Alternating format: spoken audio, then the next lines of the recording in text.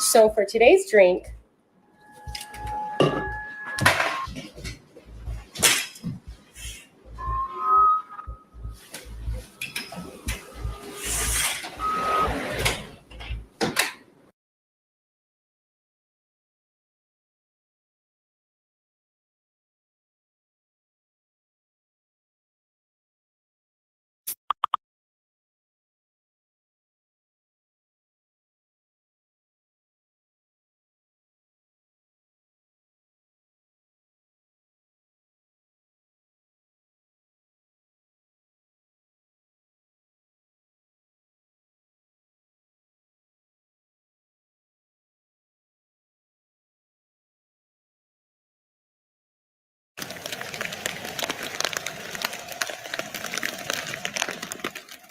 Now, you're not going to want to miss any of this video because there are parts throughout the entire video that show visuals of I can't explain, he can't explain.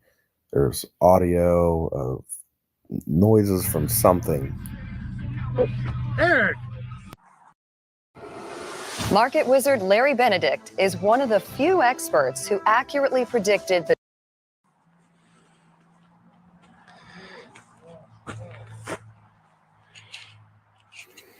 What is that? That sound.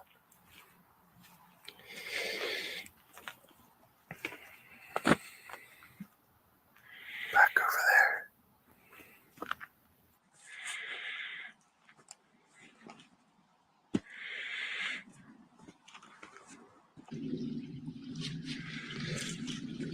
That used to be the trail right there. That's the trail that you're supposed to take.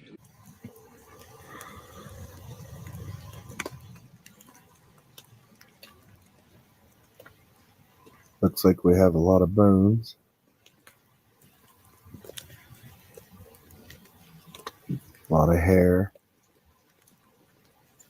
I would say these are probably from deer. Several of them. Ripped apart. Looks like they're ripped apart pretty good. So after seeing the bones and everything, we decided to continue down to the cave, the YHWH'S cave. We had gotten permission to be able to actually fly a drone out at the park as long as we stayed away from any of the public areas like the lodge or cabins or, even the campgrounds. And the sounds that you're going to hear next are absolutely bone-chilling. Now the sounds of the leaves rustling, that's us moving around trying to pinpoint the exact location where the sounds are coming from.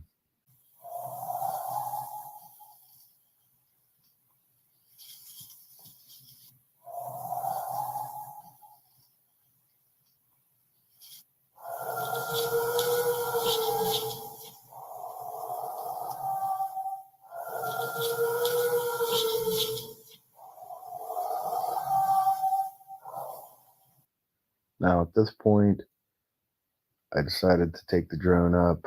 I adjusted the settings on the camera to make the lights light and the darks really dark, to try to get anything to stand out. So the picture's not that pretty, but we're trying to pinpoint what's making these sounds, see if we could see anything at all. And we actually do. And we're going to slow it down and show it a couple times. And I don't know, you guys be the judge of it.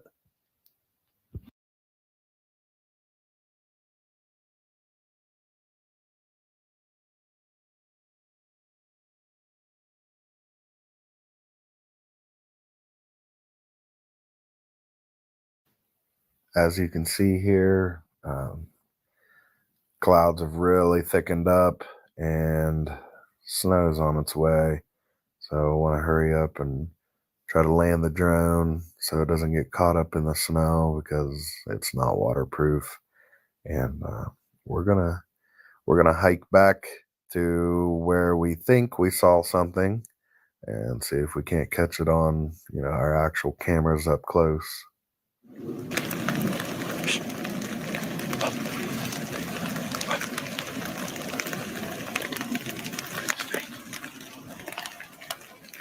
It's the Ohio grass, man. Look.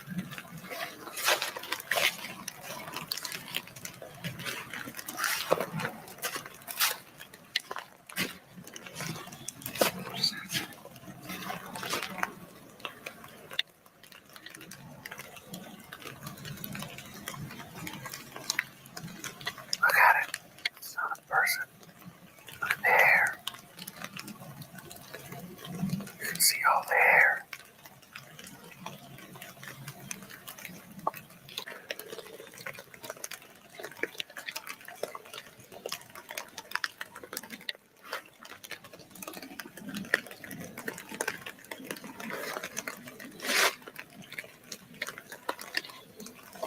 You'd be stupid to walk out here in a suit. You'd get shot. He's right behind that tree. The big one. Look. And his hair's gray and black. Is that gray? Or is that snow? That's not snow. It's gray.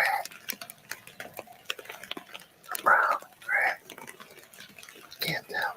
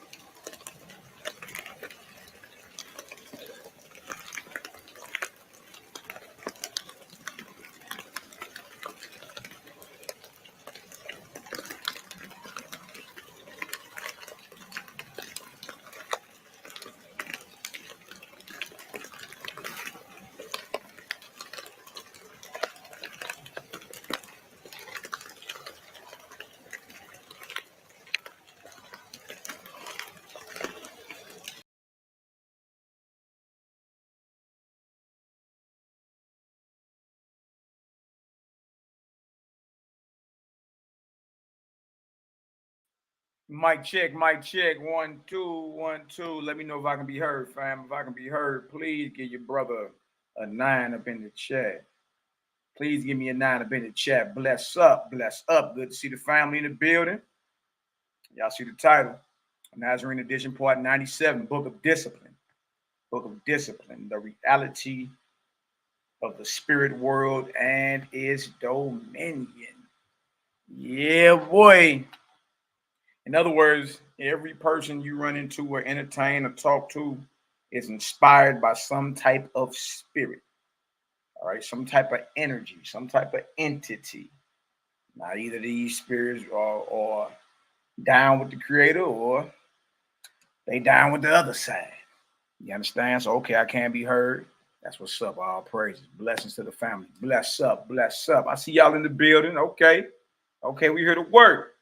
Yafa, I see you, Yafa. Bless up, bless up. Roger Washington, bless up. Set apart living, bless up. Shalom, abundant blessings to everybody in the chat. Shout out to all the haters, jaw jackers, and naysayers. We love y'all too. Believe that, know that. Bless up. And look, if you don't got any type of haters or somebody speaking against you, then you're doing something wrong. Somebody's supposed to be speaking against what you got going on. You understand? Everything in existence has an opposition. All right, pros and cons to everything, right? So I see y'all in the building. Bless up. Okay, Roger Washington, set apart living. She brew faith. This is my beloved sister. Bless up. Bless up. Kanaya El Bat bless up. Shalom. Yosef the Nazarene, my beloved brother. Maryland, brother. Bless up. Yehuda Israel, my VA brother. Bless up. Bezel the Israelite, my ATL brother. Bless up. Y'all in the building. Y'all in the building. Kendra, shalom, shalom, bless up. Nakam Yab, my Barak, my beloved elder, bless up. Irish Stevens, Shannon Logan, Peace to the God. Selah Shalom. Bless up. Bless up. Excellent presentation the other night, YAH'KI. Believe that. Excellent presentation. Excellent presentation. Let's set it off in that. Tick in the building, my beloved sister. Bless up. Bless up. I see y'all. I see y'all in the building. I see y'all in the building. All praises to the Most High. Good to see y'all in the building. Bless up. Y'all get to look at this ugly mug for a couple of hours real quick. We here to work. Y'all see the title. Let me go ahead and get right to it. I want to show the reality of these things. Mariah on set, my beloved Kansas City sister. Bless up.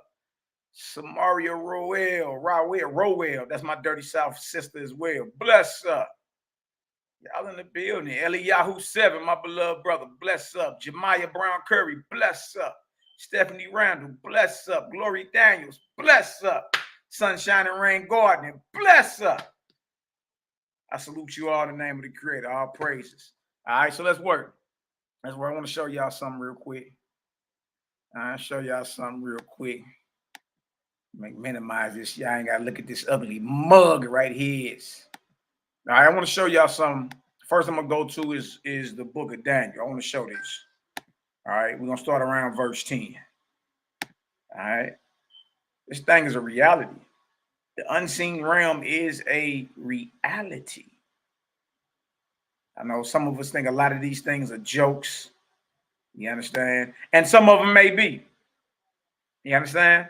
Some of these things may be. I remember growing up, they had the Blair Witch Project and all that. Yeah. The Ring. Remember that heifer crawled out the TV screen? Boy, oh! You understand? So some people believe these things, the unseen, the paranormal, ghosts, spirits, goblins, angels, whatever you want to call them. Some people believe these things are just fairy tale. You know, others who have had their own experience say, nah, there's more to it than what we're saying. You feel me? And then there are others who actually believe and know, based off their experience, that the unseen is more authentic and real than what you can tangibly interact with right now. You dig? So we're going to get into some of this right here. All right, we're going to go to Daniel, the 10th chapter. All right, Daniel chapter 10, verse 10. And behold, I'm going to start at verse 9. Start at verse 8. Okay, here we go. So what it is, Daniel was praying. Praying hard body. They in bondage. Our people in bondage. You understand? We being ruled by these false deities and gods. You understand? And Daniel praying hard body. Now look at this. Therefore I was left alone and saw this great vision, and there remained no strength in me, for my comeliness was turned in me into corruption, and I retained no strength. Yet heard I the voice of his words, and when I heard the voice of his words, then was I in a deep sleep on my face, and my face toward the ground. You see, he all the way down. He lower than snail nuts. You understand? That means whatever, you know, he ain't have no strength, and he low. Lower than snail nuts, baby. You see this? Face to the ground. Probably where all the Islam get that. You know what I mean? Wrecked them up in the air, right behind a man. Going to the mosque, face on the ground. Probably get it right out of here. You dig? Daniel comforted. Now trip off this. And behold, a hand touched me. Which set me upon my knees and upon the palms of my hands. So even though he was on his face, this hand made him sit upright. All right. And he said unto me, O Daniel, a man greatly beloved, understand the words that I speak unto you. Stand upright. So now get up. You was on your face. You understand? And the angel make you sit upright. Now he's saying stand up. Stand up. Y'all see this? Look at this. It says right here. A man greatly beloved, understand the words that I speak unto thee, and stand upright. For unto you am I now sent. This is an angel ambassador. This is not the creator. All right. And what you're going to find out is all rules of spiritual communion, whether it's from a false God or the true God. You understand? The same rules apply. Same rules apply. Daniel was in spiritual communion with a spirit. All right, he's in spiritual communion. They are communicating back and forth with a spirit, an angel. If y'all understand that, give me an 8 up in the chat. We're gonna slow down. Some people believe spiritual communion is evil. I'm like, well, what is that when you're praying? Aren't you communicating with the spirit? See that? You see, he's in spiritual communion right now, y'all. He ain't talking to Ned the wino. You understand? He's actually in spiritual communion, communication with this angel ambassador sent from the Creator. Look at this. And he said unto me, O Daniel, a man greatly beloved, understand the words that I speak unto thee and stand upright, for unto you am I now sent. And when he had spoken his word unto me, I stood trembling. Boy, Daniel was shaking like a naked newborn, boy. Knees knocking like a naked newborn. You hear me? Look at this. Then said he unto me, fear not. So obviously this angel ambassador didn't look like Cupid, you know, the love dart. And he must have looked like something he wasn't expecting. All right, because he was afraid. He was trembling. His face was to the ground. He was lower than snail nuts. You know what I mean? He was low. By the time he get up, he trembling like, man, what is this? Like, look at this. It's just where then said he unto me, fear not, Daniel, for from the first day that you did set your heart to understand and to chasten yourself before your God, your words were heard, and I am come for your words. You understand? So Moses at the burning bush, an angel ambassador. Moses receiving the commandments, an angel ambassador. Daniel receiving answers to his prayers, angel ambassador. The Creator has angel ambassadors. You see that? So he say right here, and I am come for your words. Look at this. But the prince, and this is where I want to really, show. But the prince of the kingdom of who? Persia. Now look, there's a movie came out back in the day called The Prince of Persia. You understand? Dustan, I think his name. I forgot his name, something like that. Some word. All right.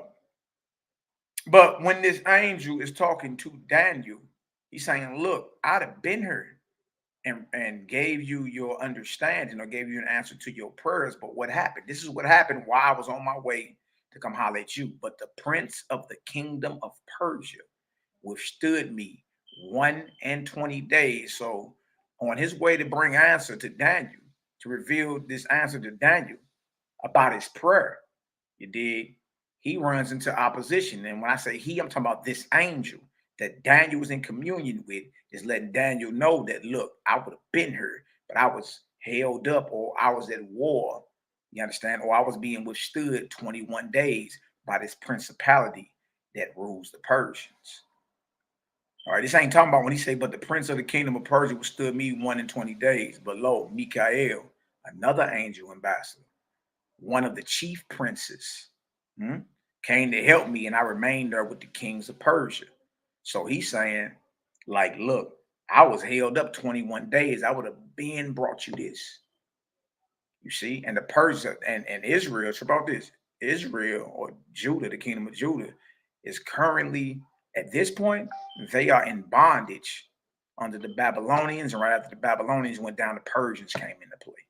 Persians and the Medes. So the God, the deity, the principality that inspires the people of Persia had withstood this angel ambassador of the Creator 21 days. And then the Creator had to send another angel ambassador to help him. He sent Michael on through. Look at this. And so all this is going on in the unseen realm. You understand? It ain't like you can look outside your window, crack your blinds, and see this happening. This all happens. All this is happening without Daniel even physically seeing this happen. Look at this. Now I am come to make thee understand what shall befall your people in the latter days, for yet the vision is for many days. And when he had spoken such words unto me, I set my face toward the ground, and I became dumb. Dropped his head again. Dumb means he's not even speaking. All right, look at this. And behold, one like the similitude or the likeness of the sons of men touched my lips.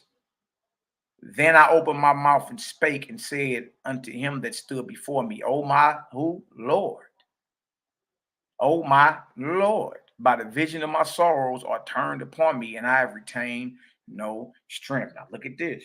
This angel, looks like a man, the sons of men. Trip off this. Then he calls this very angel my Lord. Daniel ain't under no illusions that this Lord or this angel is not the creator. But yet, guess what? He comes in the likeness of men, looks just like a man, right? And he's acknowledged as a Lord, not worshipped or served. He did, but he holds the title of Lord. This is an angel who holds the title of Lord. Right? If y'all understand that, give me a 7 up in the chat. We slowing down. Look at this. So angels are identified as men and do hold the title of Lord. Look at this. By the vision of my sorrows are turned upon me, and I have retained no strength. For how can the servant of this my Lord, he talking to this angel, with this my, for how can the servant of this my Lord talk with this my Lord? For as for me, straightway there remain no strength in me, neither is there breath left in me. Then there came again and touched me one like the appearance of a man, and he strengthened me. These angels are referred to as men. They're also referred to as Lord. This is right in the Bible. Right in the Bible. No, it ain't no sense. What I'm saying is it really doesn't make sense for us to be fat mouthing and, talking out the side of our neck when all we got to do is open up the Bible and see the same thing. You see, this right here is showing you that angels are men. They come looking just like men, and they hold the title of Lord. But they are not the creator. There's a difference. There's a difference. We're going to get into some of that today, all right? And said, "O man, greatly beloved, fear not. Peace be unto thee. Be strong. Yea, be strong. And when he had spoken unto me, I was strengthened and said, let my Lord," and this Lord is an angel who's described as a man. Remember that. Let my Lord speak, for thou hast strengthened me. Then said he, knowest thou wherefore I come unto you? You know why I'm here? You know why I'm here? And now will I return to fight with the prince of Persia. And when I am going forth, lo, the prince of Grecia shall come. So who took down the Persians? Alexander the Greek and them. But it's showing you the war of the gods, or the war of the unseen realm. You understand? These are principalities warring against one another, strategizing against each other, based off people, based off mortals, based off different localities in the earth. This is what's going on. All right, and this happened to this very day. To this very day. Let's look this word prince up too, though. So we got a prince of Persia, and we got a prince of Greece. Word prince up. In case you think I'm talking about some makeshift Negro running around here calling himself a prince. No, we ain't talking about that. Watch this. Strong's H8269. Sayer. I did say sayer. All right. Man, this deal is crazy. So we got prince. All right, we already showed that what we're dealing with are principalities, angels. So KJV translates Strong's prince 208 times, captain, chief, ruler, governor, keeper, principal, general, lords. Prince, ruler, leader, chief, chieftain, official, captain, chieftain, leader, vassal, noble, chief, head officer, official of other official classes, captain, general, commander, military, under the king. Heads, princes of religious officers, elders of representative leaders of people, merchant princes of rank and dignity. Look at this. Since everybody think we be lying, a prince is an angel as well. So you got a Lord being an angel, a God can be an angel, and even prince in the Bible. Be an angel. Because they understand that's who Daniel was talking to. He's not talking to, some milquetoast heathen from the northern ice caps fronting like he a Persian, swinging off the rooftops. And all. He ain't talking about that. He's talking about a straight principality, an angel.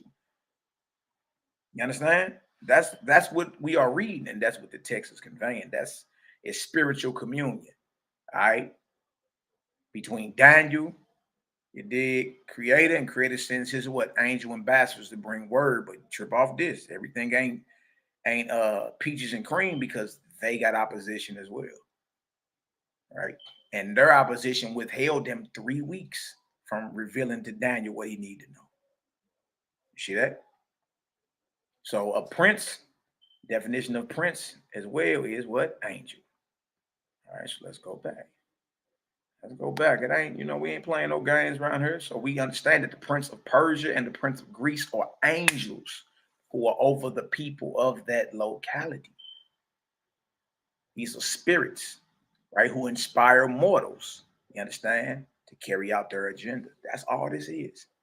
Everybody you run into is inspired by some type of spirit to make the move they are making. Everybody you run into has the conversation within themselves daily. Talking to yourself and all that. Baby. You know the conversations you have in your mind. Who the hell you talking to? Because everybody think you're crazy. Yeah. Yeah, the mind is the battleground. Mind is the battleground between righteous forces of spirits and evil forces of spirits. It's your mind. That's why you can only be conquered after they murder your mind. Right? That's why you got to go out there with everything you have. All right. Now look at this right here. It says right here. But I will show thee that which is noted in the scripture of truth, and there is none that holdeth with me in these things, but Michael, your prince. Your prince. So Michael is a principality over the children of Israel. He's an angel ambassador, according to what we just read. You see that? You see? So you hear people have a problem with OWASP, right? We hear it. Who wrote this? And who wrote that? When y'all not realizing it's the same method for spiritual communion or delivering a message, whether it's from the creator or whether it's from false God. Now, you understand? Again, it's the creator. All right, he sends his angel ambassadors, and they inspire mortals. And mortals will say, the word of the Most High came unto me, and either he'll write or his scribe will start writing. You see that? So right here, we understand that principalities, spirits, angels, you understand, are assigned over different peoples and different localities of the earth. And it's been that. All right? It's been that. This is nothing new. This is nothing new. All right? We even read where Ephesians. What does it tell you in Ephesians? This is a good one, right and exact. This is a good one, right and exact. That hit like steel to this day. Look at this record. Ephesians 6 and 12. Tell you what you up against. This is what you wrestling. This is what you fighting against. All right. That's why your faith in the Creator needs to be, I'm talking about beyond solid. Say solid. Beyond solid. Your faith in the Creator must be. You understand? Because the reality of the fact is this is what you at war with. Principalities, spirits. I mean, there are spirits that are for you and there are spirits that are against you. Look at this. For we wrestle not against flesh and blood. I mean, every fight you find yourself in, it is a spiritual matter. It is a spiritual fight. Right. So when you're dealing with individuals, no matter who you're dealing with, understand you're dealing with what is inspiring them, what's leading them. They had the same conversations that you have in your head every day. Something similar. You see, for we wrestle not against flesh and blood. So this is warfare, is not a physical warfare, even though it can get physical. All right. But against who? Principalities. Look at this. Let's look at principalities up. This one gonna be in the Greek. This ain't gonna be in the Hebrew. It's gonna be in the Greek. Strong's G 746. Arche. Arche. Arche or archon. Okay. So principality, beginning, origin. All right. The personal thing that commences the first person or thing in a series, the leader. Archon, principality. That by which anything begins to be, the origin, the active cause, the extremity of a thing, of the corners of a cell, the first place, principality, rule, magistry of who? Angels and demons. This is what we up against. And I know it'd be hard, you understand, to like not deal with someone based off the flesh. You understand? But see, we got to learn to get better and deal with, understand whoever coming against us, whoever running their mouth. You understand? What they are doing and what they're promoting and what they spewing out is nothing but the agenda of these false makeshift deities or gods that inspire them. And without them knowing the character of the creator, I'm talking about at any whim, you understand, they can be inspired to do something that is ungodly in the name of the Lord God and carry it out. All right, look at this. This warfare is not about flesh and blood. It's against the principalities. It's against the spirits, the angels, the unseen, against powers, against the rulers of the darkness of this world, against spiritual wickedness in high places. Spiritual wickedness in high places. Y'all ain't talking about no damn skyscraper. I heard it. I heard an Israelite elder say that before. The wickedness that goes on in skyscrapers. I said, boy, the wickedness that go on in the alley. You know, skyscraper to do nothing wicked. No, this is talking about the kingdoms of the false deities and gods are right above our head. They're in high places. You understand? Lower than the kingdom of true God, but nonetheless, you understand, these principalities, these spirits, these angels. You ever been driving and a crazy thought come out of nowhere? You're like, where'd that come from? Man, that came out of nowhere. That came out the clear blue sky. Nah, it's just the spirit realm was more of a reality than we realize. You understand? Any type of thought come through your mind, right? You either entertain it or you can rebuke it, let it go and tell it they got to move around. I would not be fiddled like a puppet today. I would not be strung along like a puppet. You understand? But this is the reality. All right. This is what we dealing with here. Spiritual wickedness in high places. It's not talking about a skyscraper. All right. You talking about the kingdoms of these makeshift false deities and gods. Okay. And right here, Ephesians 6, spiritual wickedness in high places. We going against principalities, archons, angels, just like in Daniel. Same thing was happening, wasn't it? Should have been here with your message, but for 3 weeks, I was withheld or withstood by the Prince of Persia. And another, ministering angel had to come to help me out. So we see this thing is more of a reality than we understand. All right. If any of y'all ever had any type of personal experience dealing with spirits, ghosts, you may have turned your head real quick and thought you saw something standing in the corner over there. Some of us are big time dreamers. Some of us been having deja vu since we've been younger. Some of us are very attached or very sensitive, should I say, to what's unseen. Some of us know about premonition. You understand? Even when you sleep, though, that's another part of spiritual communion. Sleep. You feel me? So, I mean, we done heard the stories coming up. Some of y'all may have even been a witness of certain things. Because some people it's fake. The unseen. It's fake.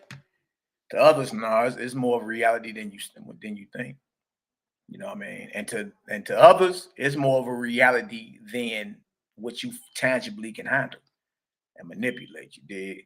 So I definitely want to show that real quick and show like it is what it is dealing with the unseen. All right, I want to share another one real quick too. How y'all doing? Y'all get some understanding so far? If y'all get some understanding, give me your 8 up in the chat. Bless up. I salute you all in the name of the Creator. Bless up, bless up, bless up. All praise and glory and honor to the Most High.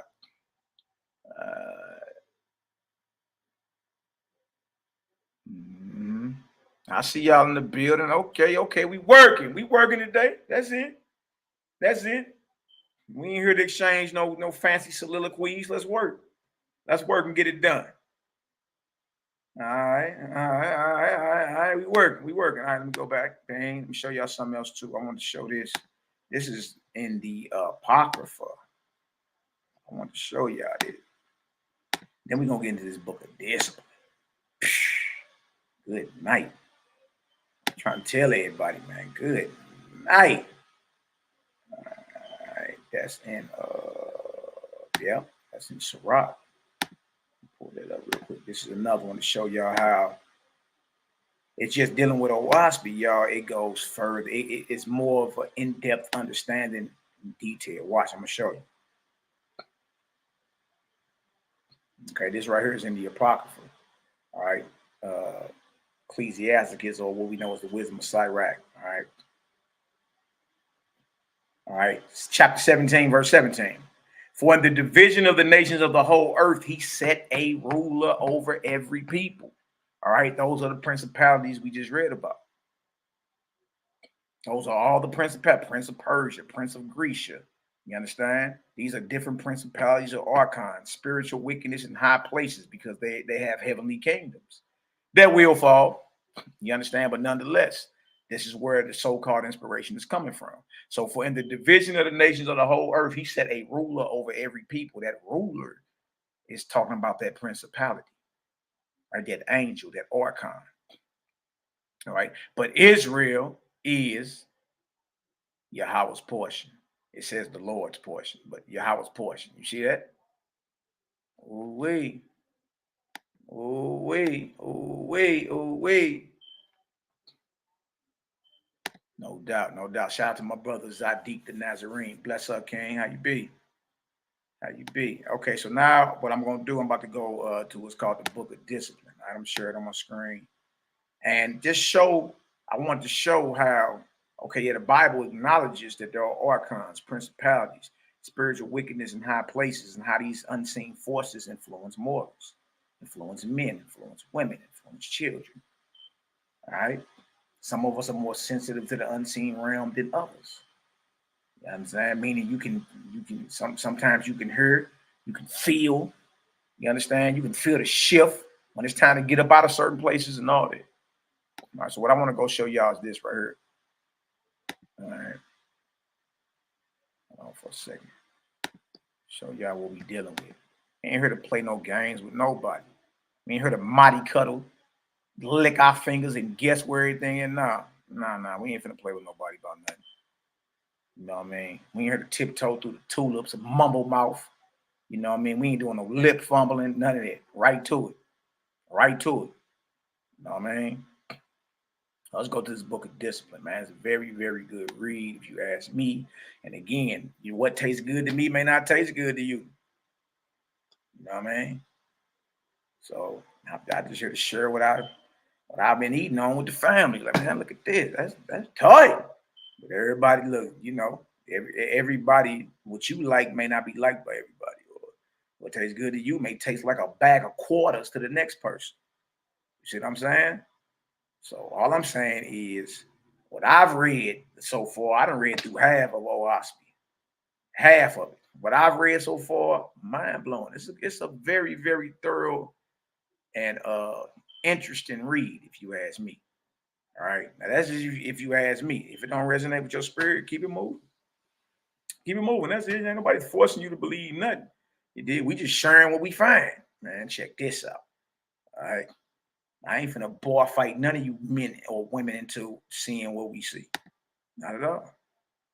To yourself and for yourself. You got to have your own experience. You did. So let's show this. This is called the Book of Discipline. All right. All right. Book of Discipline. It says right here, chapter 1, Discipline. God reveals who he is. All right. All right. Y'all heard me, bag of quarters. Y'all already know. Let me check the chat out, man. Sometimes I get the comment. Y'all say, Malaki, you got a way with words. You know, which that's the jargon. You know what I mean? That's that Nazarene jargon. You know what I mean? That's the vernacular. You know what I mean? That's the vernacular, baby. You know, ain't nothing but love over here though. All right, I see y'all in the building. Okay. Dang. Now this is what we about to read right here. If you've never heard of it, then you know, you can look these things up on Amazon. Look for the PDFs, download it to your computer, all that. I'm about to read through some of this, though. I found this very interesting. I was reading some of this today and was like, man, you know what? Let's go ahead and do this. All right. So Book of Discipline, chapter 1, Discipline. God reveals who he is. All right. Pay attention. Pay attention. This is the word from the organic heaven. Hear the words of your God, oh man. I am your brethren. God just called you his brother. Oh, wait. So when we hear us say peace to the God or peace to the righteous gods and goddesses, it's because based off the understanding. And if we really slowed down, we would have got that even. I mean, it tell you right there in Psalms 82 and 6, ye are gods. John the 10th chapter. If he called them God to whom the word of God came, the scripture can't be broke. But here God is revealing that I'm your brother. I was a man too. I was in flesh too. I came through the womb of a woman too. Wow. Hear the words of your God, oh man. I am your brother, risen from mortality to a holy place in heaven. Profit in my wisdom and be admonished by my love. For as I am your older brother, so shall it be with you, to rise also in time to come and look back to mortals and call them to the exalted heavens of the Almighty. Bag drop. Look at that. So what the ministering angel, your elder brother and sisters are doing for you, you'll be doing the same thing in times to come. It's all about service done unto others. That's all it is. The angels are there to raise you up, to raise you so you can experience the emancipated heavens of the Creator, because his creation is forever expanding. That's tight. I didn't read nothing evil, and that's what I've been trying to tell people who have a problem with, the OSP, Sky, Earth, Spirit, or even the Nazarene, the same literature. What have you read?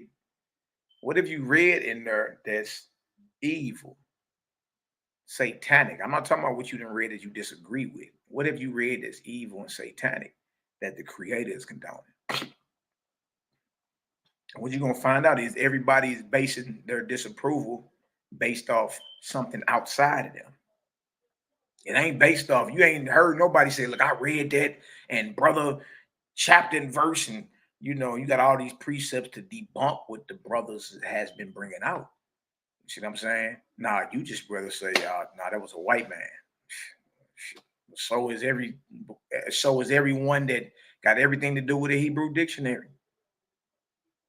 Ain't no Hebrew Israelite put out no Hebrew dictionary or no Hebrew words. I don't care if you're talking about the Strong's Concordance. I don't care if you're talking about the Ben Yehuda Pocket Dictionary. I don't care if you're talking about the Browns, Driver, and Briggs, and all these are so-called white men who are defining your words. You understand? If you're talking about Kemet, Champollion, that's the father of Egyptology. He was a Frenchman. First one to decipher, you understand, what you call the Medu Neter and all that, the hieroglyphs. Talking about the Rosetta Stone. What you talking about? Well, that's still dealing with the Greeks and how the Hebrews and everybody had to translate their histories into Greek and all that. No matter what you deal with, what I'm saying, a white man directly or indirectly has something to do with it. You see what I'm saying? So we got to get past that and just deal with the information. Let's see whose information is more superior. You see what I'm saying? Because it ain't like the Israelites got a Bible that the white man ain't never touched. So there's a white man. Well, all the authors of your dictionaries. Hebrew was a dead language. The first Hebrew dictionary was produced by Eleazar Yehuda, a white man, in the 1800s. The first Hebrew lexicon in existence came from a so-called white man. All your definitions strong on a white man. Oh man, he was a Mason. So was King James. The Order of Scone, April 15th, 1601, at the age of 34, was initiated into the Order of Scone. King James was a Mason too. And got Masonic King James Bible. Stop it, that's easy. But if that ain't enough for you, so was Solomon. Every Mason reveres Solomon. And we still, even though he went off, we still read his stuff, don't we? Don't we read Proverbs? Don't we read Wisdom of Solomon? Don't we read Ecclesiastes? How come on here yesterday? Well, Solomon was a Mason. He wrote the Grimoires. All the Masons get their knowledge and everything from Solomon. But we still read, you understand, what he wrote and apply what he wrote to make ourselves better. You see what I'm saying? So what you're going to find out is everything that the Israelites are complaining about, whether it's Nazarene literature or whether it's OSP, they guilty of the same thing. White man, Mason. What else is it? Oh, and spiritual communion or automatic writing. But that's what Ezra, 2nd Ezra 14. Spirit communion. He communed with the Spirit, and the Spirit spoke to him, and he spoke, and his scribes wrote while he was speaking in his trance. So it's always creator, angels, man. People got it right. It's the same thing. So when you realize that what y'all arguing over, or the excuses that you have not to deal with a wasp, you already guilty of that dealing with the Bible. Once you understand that, then you can let all the fears go. Like, I may read that and get a spell cast on me, some crazy madness. You know what I mean? So whether we talking about white man, whether we talking about masonry, you dig, or whether we talking about spiritual communion or automatic right, you can find the same thing in the Bible. The word of God came to me and I spoke, and my scribes start writing. You see, it's the same exact thing. All right, now look at this. I'm gonna read this again. This is the word from the organic heaven. Hear the words of your God, oh man. I am your brother, risen from mortality to a holy place in heaven. Profit in my wisdom and be admonished by my love. For as I am your older brother, so shall it be with you to rise also in time to come. And look back to mortals. And call them to the exalted heavens of the Almighty. To Yahweh, to Jehovah, all adoration and glory forever. Amen. Look at this. So you see, God is saying all praises, adoration, and glory to Yahweh. Yahweh and God are not the same. God is your brother. The Creator is not. The Creator is your father. See, God is giving praise to the Creator. God just told you, I was a one-time man like you. All praises, glory, and honor to the Creator. So whatever spirit manifests to you until you bow, you stand before your God. Don't get your kneecaps dusty bowing to him. You understand? Every high-raised angel, whether it's a God, Lord God, or whatever that's down with the Creator, would never accept your praise or worship. They're going to tell you just that, to Yahweh, to Jehovah, all adoration and glory forever. Amen. All life, motion, power, and things seen and unseen are by and through him. Through who? The Creator. Neither is there an angel in heaven so high, nor sufficiently wise to comprehend Yahweh in his entirety, nor to see him as you see your fellow man. So when we read Daniel, and Daniel say, one like the sons of men, there you go right there. That ain't the Creator. You cannot see the Creator like you looking at me right now. Or looking at LeBron James play basketball. No, it's not the Creator. All right. It says, neither is there an angel in heaven so high, nor sufficiently wise to comprehend the Creator in his entirety. You understand? The Creator is far past comprehension. All right. Nor to see him as you see your fellow man. Look at this. For he is within all, beyond and over all, being ever present in all places. Yeah, Creator is all in all. Fills up everywhere. Always was, is, and never shall be. See that? See, what has happened, we have deified. You know what I mean? We have deified and start worshiping these deities. Right? The Creator is in everything that has life, the all in all, the ever present, the always was, is, and never shall be. That's what this is saying. All right, for he is within all, beyond and over all, being ever present in all places, doing by virtue of his presence, quickening all the living, adorable above all things. As the sun is to the light of day, so is Yahweh to the understanding of all the living. As you compare the sun, like the sun is needed for the light of day, so is the Creator. You want to understand the Creator? Guess what you need to understand? His creation, upon which to contemplate is the road of everlasting life. To contemplate means to meditate. Meditate on that. God is not the Creator. God is a son of the Creator, a one-time man or woman like you. And he gives praises to who?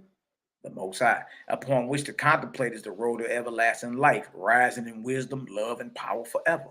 Hear your God, O man, and distinguish then that the two, God and Yahweh, God and Yahweh, Yahweh, God and Jehovah are not the same one. You see this? Nah, Yahweh is not a man. Hear your God, oh man. Not a man. When you hear he is going into Jehu, it's just like when you deal with electricity. You know, you got your positive and negative and your ground, or you got your male and your female dealing with plugs and all that, right? So if we talking electricity or we talking energy, then when I say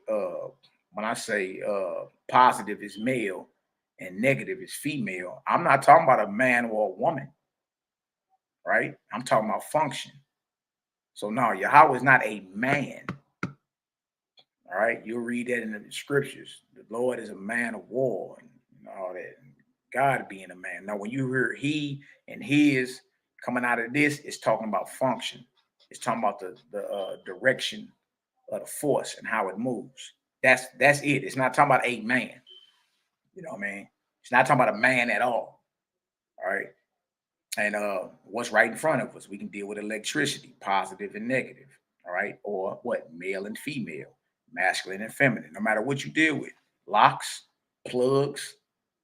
You understand? No matter what, battery, positive. If it has a positive and negative, it has a male and female, and that's based off function. You know what I mean? Like nobody expect to open up their car hood and find a man or a woman sitting there in the place of his battery. You see what I'm saying? Oh, okay. Now look at this right here. So hear your God, oh man, and distinguish that then that the two, Yahweh or God and Yahweh, are not the same one, nor is your God more than what you shall be in time to come. Look at that. So you'll never become the most high or the creator, ever. You understand? Right? But it is possible that you can become true God. You can be called upon by the Most High, you understand, to be in charge of the administration of the earth and her heavens. That means you're responsible for every spirit, not just those that are living, but those who have crossed over. That's a very, very serious job. All right, a lot of responsibility in there. But notice what this says right here. Nor, because your God is your brother, right? Nor is your God more than what you shall be in time to come. That's hard. So when we say peace to the God or peace to the goddesses, that's what we mean by that. Because one day you become that. First mortality, then death, which is the first resurrection. Death is the first resurrection, right? When you die in the flesh, you're birthed in spirit, all right? First mortality, then death, which is the first resurrection. Such are the spirits of the dead. Angels. Angels are the spirits of the dead. Y'all hear this? You see this? Look at this. First mortality, then death, which is the first resurrection. Such are the spirits of the dead, angels, dwelling with mortals upon the earth. Yeah, the angels are only the spirits of the dead who were once living. Where they abide, some for a few years, some for 100, and some for 1,000 or more years. That means everybody that died don't necessarily ascend. Some are bound to the heavens, the lower heavens of the earth. All right, some for what? What did it say? Some for a few years, some for 100, some for 1,000 or more. See this? Look at this. Second, angel organization in heaven and their abandonment of mortals, which is the second resurrection. All right. Angel organization goes into brotherhood. All right. So if there is no brotherhood, which includes the sisters and which includes all our families as well, if it's not that, you don't even expect to enter the second resurrection. All right. That's all about angel organization, fellowshipping, organizing, and abandonment of earth desires. All right. Which is the second resurrection. As the kingdom on earth has a king, and the king is nevertheless immortal. So in like manner is the heavenly place of your God, a kingdom of angels, and the chief over them is God. Who? An angel also. Good night. Good night. There is a difference between the Most High and God. Peace to the God. Peace to the God. Wow. Right? That's crazy, because when we go back and read about like the Exodus and all that, or the burning bush, and who was speaking out the burning bush, said what? I am the God of Abraham, Isaac, and Jacob. But we always forget that was an angel talking. The angel told you, I am the God of Abraham, Isaac, and Jacob. The angel said it. That's Exodus 3, verse 1 through 6. Bag drop. Look at it. Lick your fingers and go on over there. That was an angel talking to Moses. And the angel told Moses what? I am the God of Abraham, Isaac, and Jacob. But look at this. It says, so in like manner is the heavenly place of your God, a kingdom of angels, and the chief over them. The chief over them, or chief over the angels, or the kingdom is who? God. An angel also. Oh, wait. See that? Look at it. Yet, nevertheless, the kingdom of your God embraces all the heavens of the earth. And is also so with all corporeal worlds and their atmosphere heavens. It's like it's the same setup. And we think we the only, a lot of bros believe that we the only ones in this entire universe and galaxy and all that. Right? It's revealing there are other worlds with the same system and order taking place. Corporeal, physical worlds and their atmosphere in heaven. So there are other worlds and there are other atmospheres around these worlds, you dig?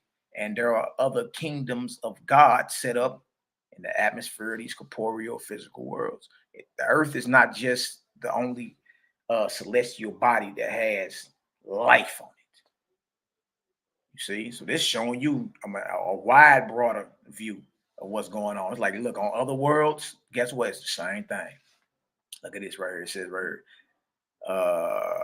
a God. Look at this. It says, and it is also so with all corporeal worlds and their atmosphere in heavens. A God and organic heavens belonging to each and all of them. So there's a God and an organic heaven belonging to all these corporeal worlds. Wow.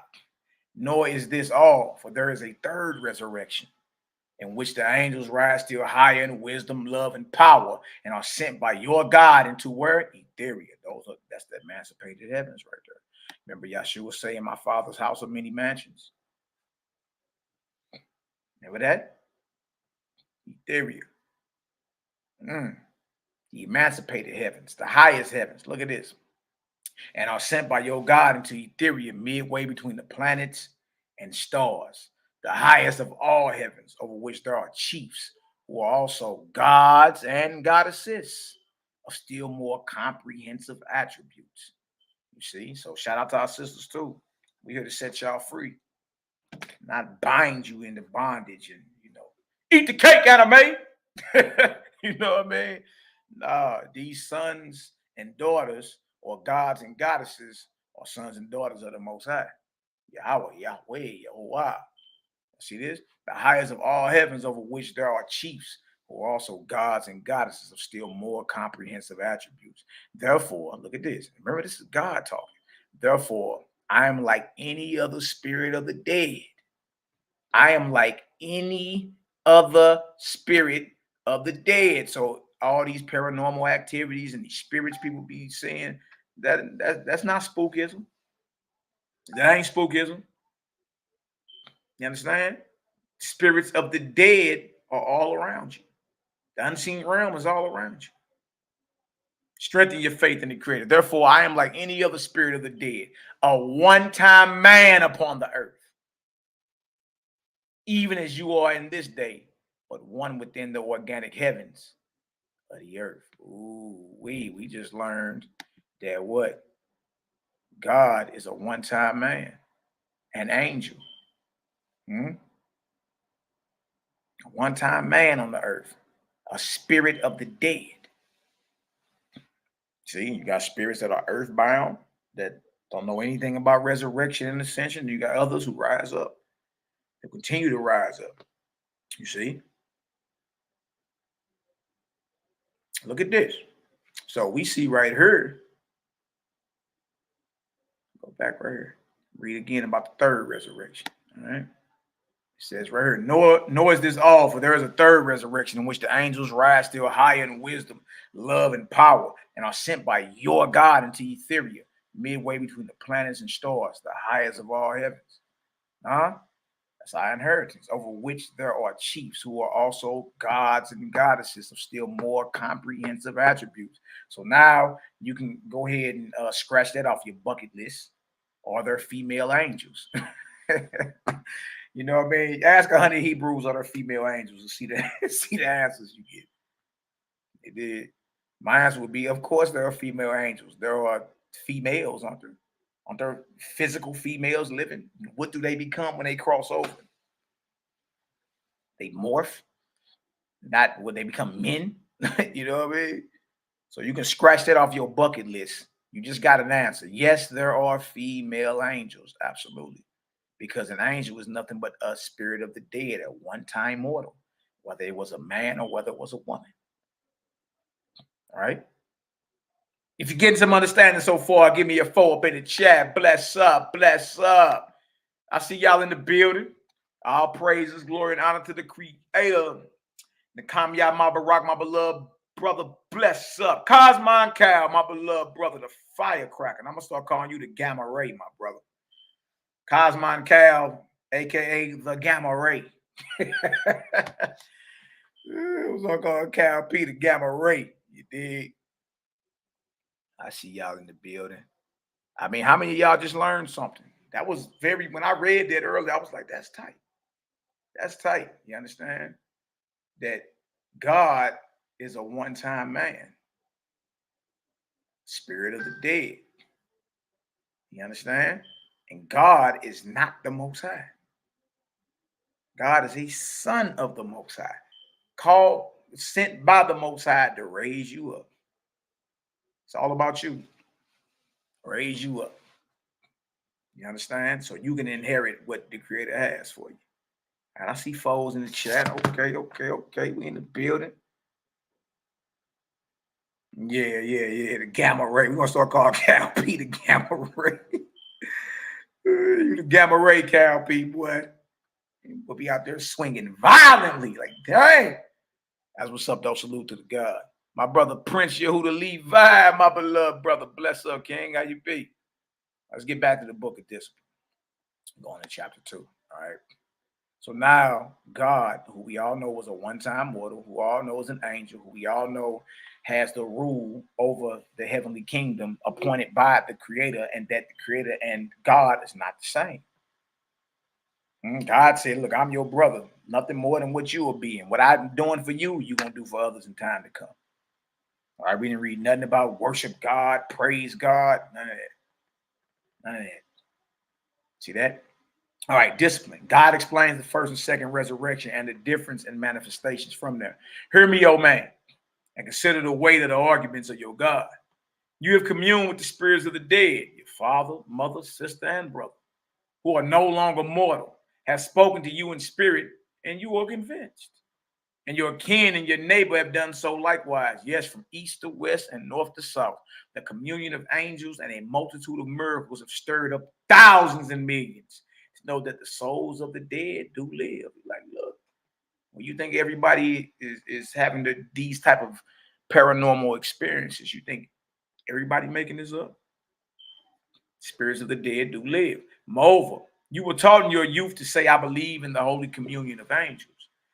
And in truth, this has come to pass. And you rejoice with all your heart and soul. You put aside the ancient scriptures saying, why shall I read them? Do I not converse with heaven itself? Behold, I have seen my father and mother, my brother and sister who are dead. They have spoken to me. There is no devil or place of hell. For a season, your God has suffered this also to happen, that the spirits say there is no God. So the spirits of being an atheist said the Creator allowed it for a season. For a season, your God, not the Creator, your God. For a season, your God has suffered this also to happen, that the spirits say there is no God, that there is no higher heaven than to dwell upon the earth, to enjoy the things there, to be what? Reincarnated, and to live over and over in mortality. Creator, God allowed that for a season. They tell you in the book of Acts that he winked at it. When you was in ignorance, he winked at certain things like, you understand? All right, whatever.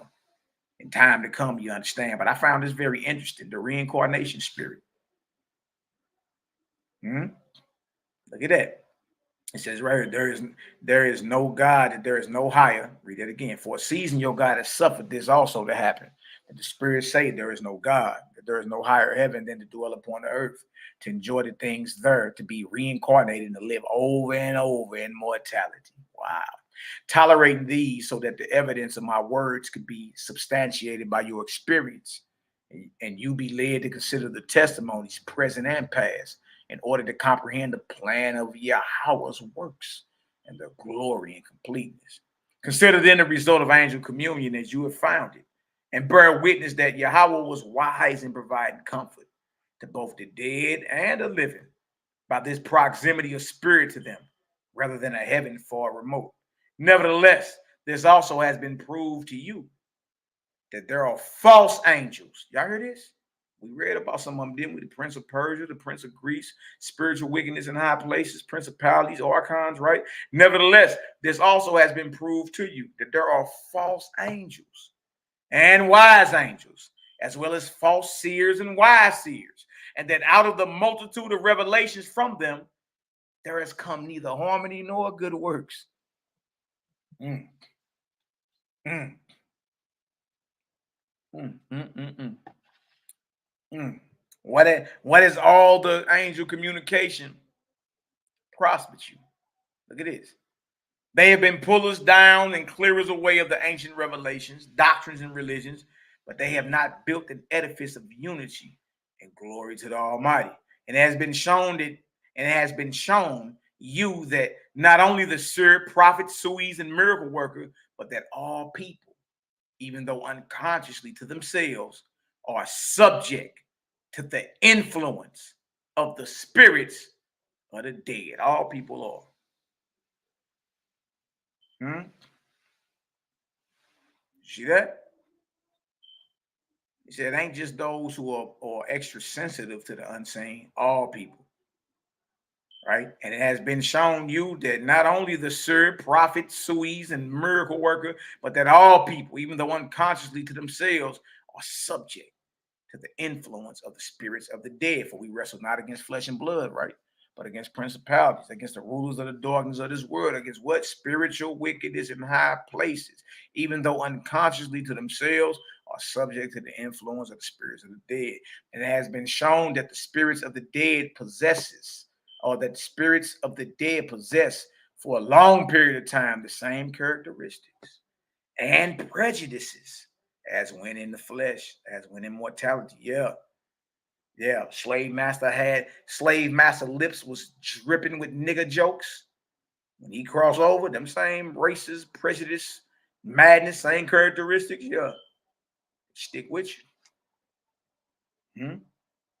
For a long period of time, the same characteristics and prejudices as when in mortality. And since there is neither harmony nor community of life among mortals, neither is there harmony nor community of life, nor the teaching of it among the angels who manifest to these mortals. Yeah. Nothing about the higher heavens, nothing about brotherhood, nothing about self-abnegation. Nothing about being detached, nothing about service and righteous work done unto others. That's how you praise the Creator. None of that. It's all selfish. Get yours, I got mine. You see that? Look at this. For the angels teach one doctrine through one prophet and another doctrine through another prophet, reflecting the doctrines of the prophets themselves. Consider also the multitude of infants who die without any knowledge of either earth or heaven, and the multitude of the unlearned, the foolish, and the depraved. For all of these, as well as the wise and good, enter the first resurrection. Remember, first resurrection is when you die. As soon as you die, you're birthed in spirit. All right. Consider also the multitude of infants who die without any knowledge of either earth or heaven, and the multitude of the unlearned, the foolish, and the depraved. For all of these, as well as the wise and good, enter the first resurrection. Yeah, we all got to die, right? And of the wise and good who strive for continual elevation, how few compared to the whole. Like, ain't too many really striving for a continual and a perpetual resurrection. because the Creator's creation is constantly expanding. So it's always room for you to grow. You ain't stuck somewhere in a corner in a box somewhere. You ain't stuck smelling your breath, bumping your head against the western wall over in Jerusalem somewhere. Putting little thank you notes into the cracks of the walls. Nah, you ain't doing none of that. Continual elevation, perpetual elevation, perpetual resurrection. And of the wise and good who strive for continual elevation, how few compared to the whole, yet such is the relative proportions of angels of light and angels of darkness in proximity to mortal. So it's saying, like, it's a few men who are looking for a continual elevation and perpetual resurrection, and the majority of men are not. It's the same with the angels. There are compared to the whole, there are a few angels of light compared to how many angels of darkness it is. And how you know it's just based off how many righteous men is it, or those who are looking for continual elevation, based off those who can care less.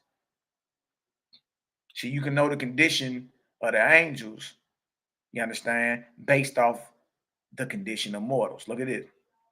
And it has always been so. Look at this. And it has always been so. Y'all heard this? Look at this. Yet such is the relative proportions of angels of light and angels of darkness in proximity to mortals. And it has always been so. Nevertheless, in time long past, the minority who were wise and good were moved upon by the Spirit of Yahweh, who said, come together. Come together, O all you who desire to rise to a higher heaven. My heavens are for raising the soul upward forever and ever. Good night, boy. Y'all heard this? This is soothing. At least to me it is. I mean, I can't speak for nobody else, but wow.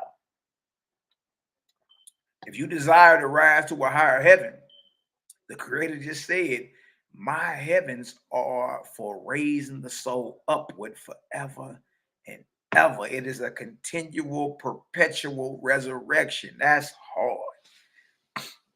That's hard. That's hard. I ain't, whatever. You can be mad and don't like what you hearing. To me, that resonates with my spirit. That makes sense. It makes sense. All right. So you want to rise to a higher heaven, we got to be serious about this brotherhood / sisterhood. Got to be. You don't get to the emancipated heavens without brotherhood. You don't even experience the second resurrection without affiliation or brotherhood. Come together, O all you who desire to rise to a higher heaven. My heavens are for raising the soul upward forever and ever. And your God gathered them together and said to them, behold, this darkness is more than we can bear. Let us depart from her and inhabit a heaven by ourselves, where there shall be no wrangling, falsehood, malice, or blasphemy against our Creator. And they responded, yes, let us depart. And we will covenant ourselves to Yahweh to never again reside in these regions, nor with mortals on earth. For does the behavior of mortals not invite darkness rather than light? Y'all heard this? It's the behavior. Yeah, you get inspired, but you still got a will. You still have willpower to either say, yeah, I'm going to rock with that and service myself, or nah, I'm going to be selfless. You see that? For does the behavior of mortals not invite darkness rather than light? Do they not want us for servants? To find lost treasures, or to procure riches or social indulgence, or to entertain them with miracles? Like, look, they not really serious about, you understand, the spirits of the dead and none of that. Is all a game. All right, look at this. Thus it came to pass that the wisest and best angels departed away from the earth, away from mortals, and away from the inharmonious presence of the legions of the spirits of the dead. And they inhabited a heavenly region by themselves. And they covenanted themselves to Yahweh to not return again single-handed to minister to mortals, to not return again to mortals unless they came in phalanxes, and only then when duly authorized and directed by their most holy council and their chief, who was God. Such then was the beginning of the second resurrection. And the condition of membership required the renunciation of all associations and conditions below it. Y'all hear this? You on to the second resurrection? You got to renounce all earthly attachments, all earthly desires, and gather with your brothers and sisters. You can start that now. And the rank of all such angels was angels of God or angels of Jehovah, angels of Yahweh, in contradistinction from the angels of the first resurrection, who know no organization for righteousness' sake. So all the individuals, you ain't really going to get down with the brothers and sisters and working, resurrecting, and raising our people up or raising whoever up.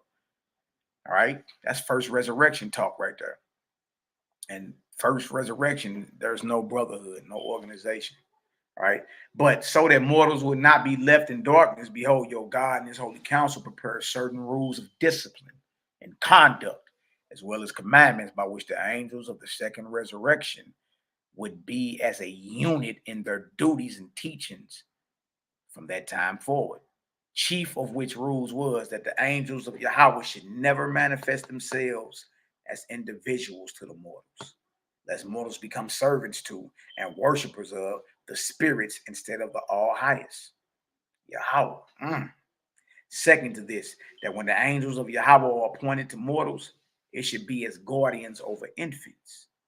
It should be as guardians over infants, to inspire them by way of the natural consciousness within them as to what was right and good in reference to eternal life, and that such guardian angels are to be in phalanxes of millions and tens of millions, but still in close membership with your God and his holy council in order to relieve one another on guard. You don't just have one guardian angel, y'all. They stand watch. It's like they all got certain times and certain hours of the day and night where they must watch over your soul. It's not just one. It's millions of them. Wow. For by the inspirations of the angels of your God, the individual entity of a mortal is directed in its normal growth. You see, so when you get that righteous voice and that inspire you to do something, that's an angel ambassador of the Creator. Yeah, move on that inspiration when it hits you.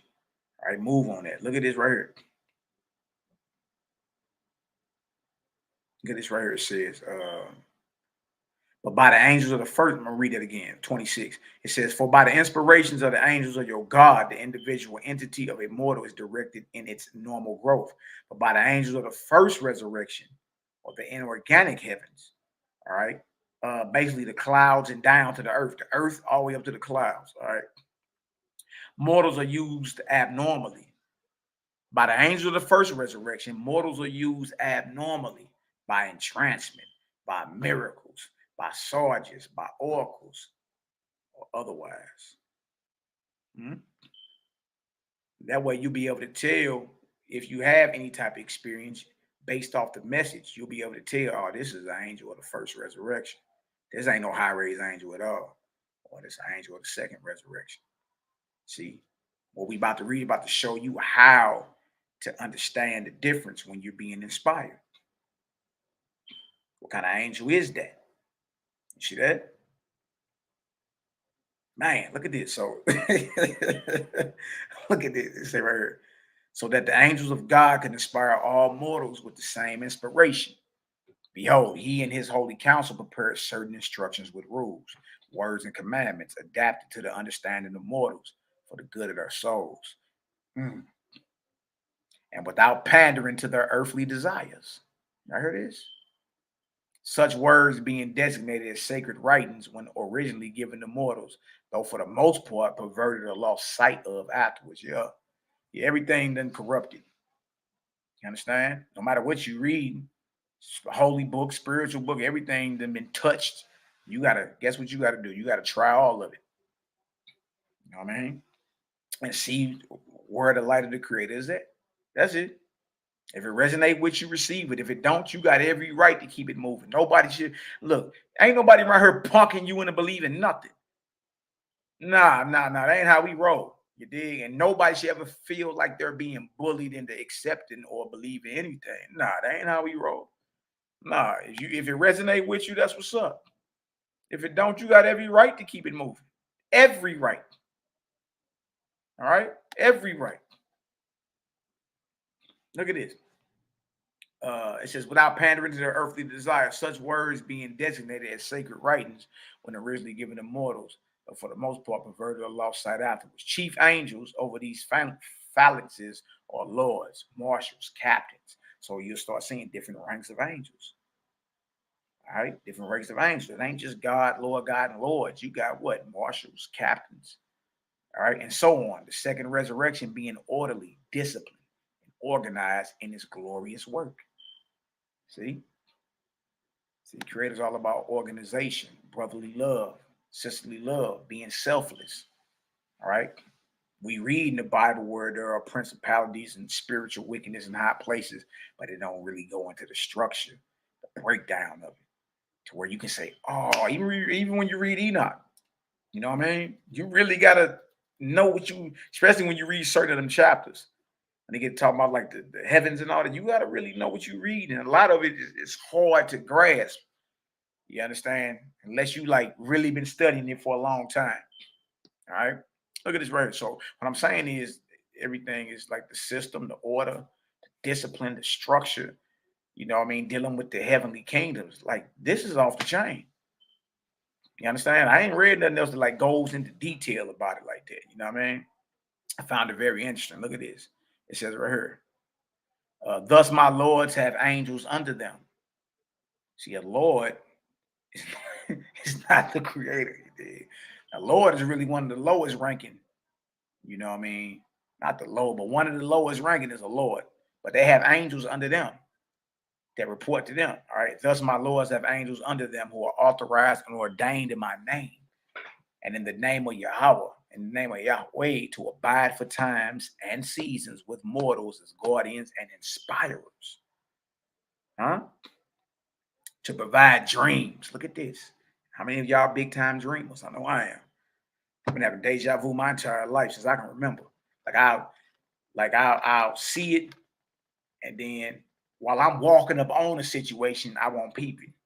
I'll be triggered though, something that happened, like I don't know, a book will fall or something, and I remember the whole vision. Like, oh, I done been here before, but I done had this since I can remember.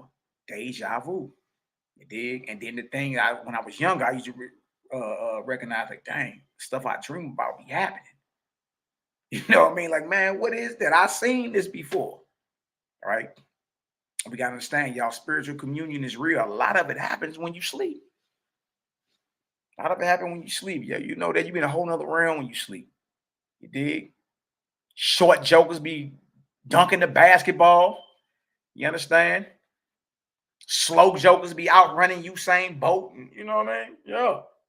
Yeah, that dream realm is something, something serious. Now look at this right here. It says, to provide dreams, thoughts, and visions in the minds of mortals, and to otherwise labor in elevating them in purity, love, and wisdom. This is what the Lord, the angels, God, the Lord God, their whole work is to raise you up. We ain't read not one time when you praying to the Lord and worshiping the Lord. No, the Lord is a son of the Creator. And he'll never tell you to worship him. He don't want you to praise him. None of it. All right. This is a beautiful thing here, man. All right. And to labor in elevating them in purity, love, and wisdom.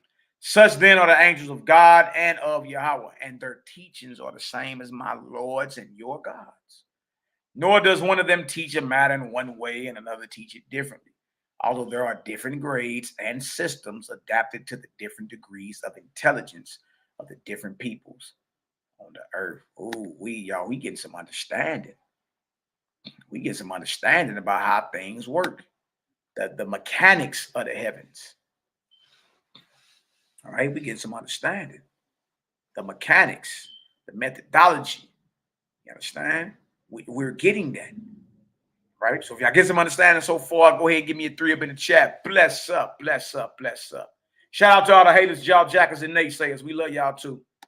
Y'all about spilled your coffee on this thing. He reading out of that again. Some interesting read, man. Very, very interesting. Very detailed too. The attention to detail is what got me. Is what that made me more curious as I started reading. Like, dang, That's very detailed right there. Like who know that type of stuff? You know what I mean? It is what it is. I see y'all in the building. Bless up. Bless up. Yahweh dreaded Nazarene created game, my beloved brothers and sisters in the building. Bless up. Bless up. I see y'all. Let's get into chapter 3, discipline. God illustrates the difference of method between the first and second resurrections. We didn't know that. All right, methodology. Look how much the Creator is sharing with us, man. Because it's left us dumb as a doorknob believing in Dr. Seuss books. No, or Dr. Seuss stories. Or believing in certain things that we knew was off. Like, it's all right. Like, you just ain't got no answer for, but it's off. Like, it don't resonate with you. You know what I mean? All praise glory. Now, let's get into this. The difference of method between the first and second resurrections. Open your understanding, oh man, so that you may discern the beauty and glory of heavenly places prepared by your God, lords, and guardian angels. Look at that. Huh? Open up your understanding. Open up your understanding. All right. Then we read before that I go to prepare a place for you. In my Father's house of many mansions. We grew up reading that and hearing that all the time, but never heard of the methodology, never heard of the inner mechanics, structure of the heavenly kingdoms and all that. You know what I mean? The methodology, the job of the God, the Lord God and Lords, and the guardian angels, and, you know what I mean? And how the false gods come to deceive. And yeah, you dig? So he telling you right here, open your understanding, oh man. Why? Because Creator wants you to discern the beauty and glory of heavenly places. Where we go arguing about boundaries on the earth. He like, man, look, y'all stuck looking in the ground. Most High raised you up to walk with angels, to be inspired by angels, to live as a God. You dig? And here you go, searching for jewels in the mud. Searching for jewels in the mud. He say, discern the beauty and glory of heavenly places. Look at that. Look at that. And look, not prepared by NASA, not prepared by James Webb Telescope, prepared by your God, lords and guardian angels. Look at this. For as we came up out of the first resurrection, which may be likened to a great medley. Read that again. For as we came up out of the first resurrection, which may be likened to a great medley, a noise and confusion of a mighty multitude.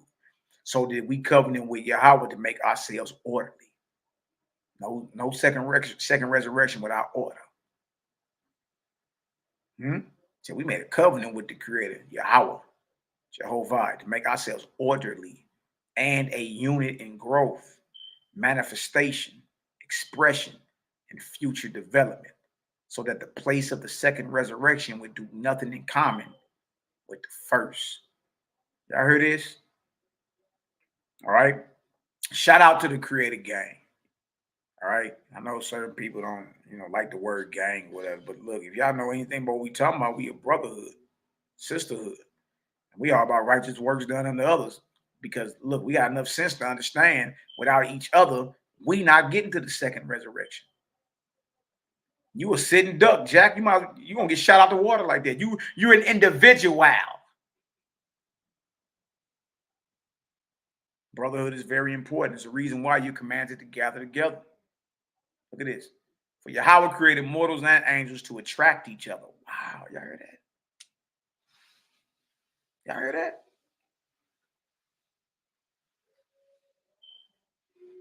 Look at that. Wow. For Yahweh created mortals and angels to attract each other, like to like. And since the aspiration and desire of most mortals pertain to themselves as individuals, so the two bound themselves in the same pursuits and earthly hopes. Yeah, you attract the spirit that you understand that you want. You attract it. You attract that murderous spirit, that envious spirit, that hateful spirit, that racist spirit. You attract that. And then when the inspiration comes, you all the more for it. So the two bound themselves in the same pursuits, angel and man.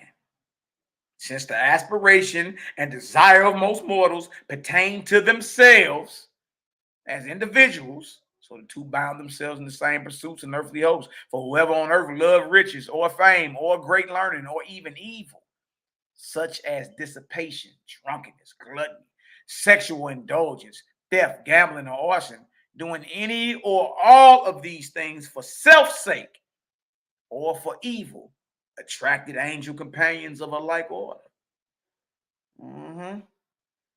Who by inspiration or otherwise led him on to achieve his heart's desire. Do y'all hear this?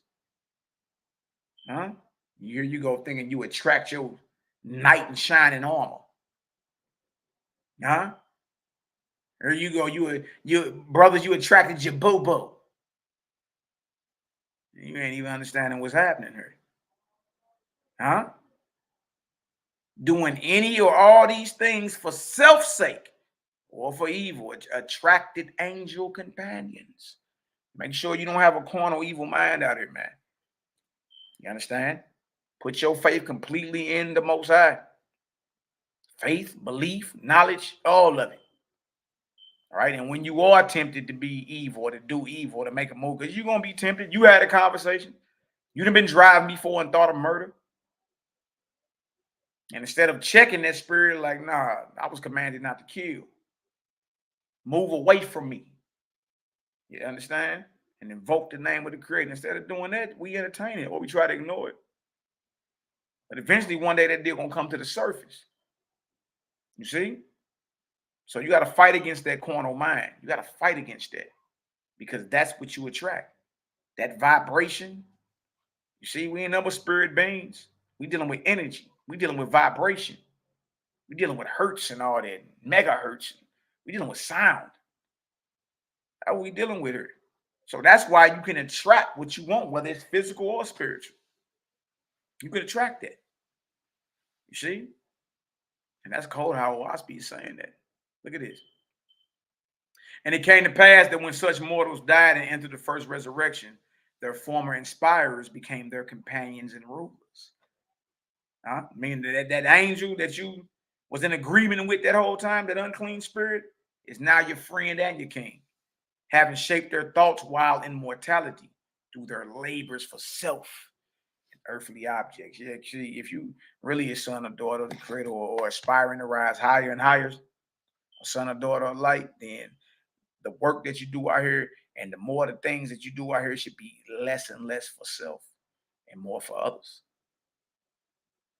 Yeah, more for others.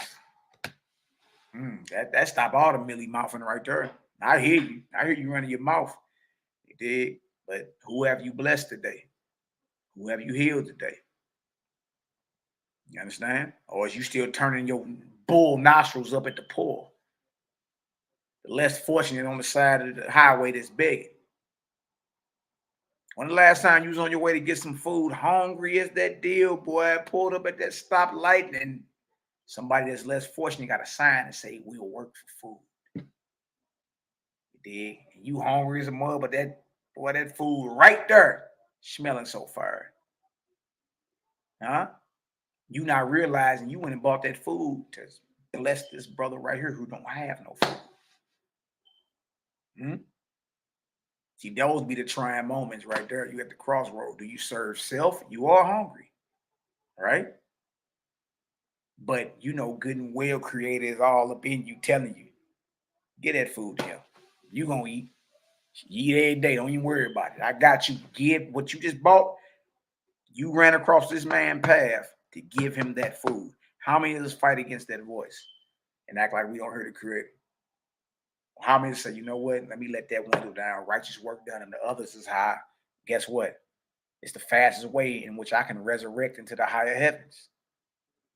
You're either gonna do the work or you're gonna serve self. What you gonna do? What's up? That happened to me. You did. And I was like, you know what? I don't care how hungry a bumpy here. And I told him, he was, matter of fact, he was a European gentleman. European guy on the side of the road, one arm. I think he was an army vet or something. He had a nub. You dig? And I had just got an Aldi's card. You dig? And I just went and got some food. I gave it to him. I said, man, look, I ain't got no money. I got some food for you though. And I got an Aldi's card. He was like, oh, who? I'm like, Aldi's. Oh, you're the old lady shop at Aldi's. Here you go, bro. You understand? See, and the creator will put you in that. You understand? That the work you have to do to rise higher and higher and they become closer. You understand what creator is? The more righteous work you do for others. You know what I mean? That's what it is. You know what I mean? That's exactly what it is. Right? And just know you being graded on that. The more selfless you are, the more righteousness you put out, the more you work on yourself, get yourself together. You understand? Yeah. So look at this right here. It says,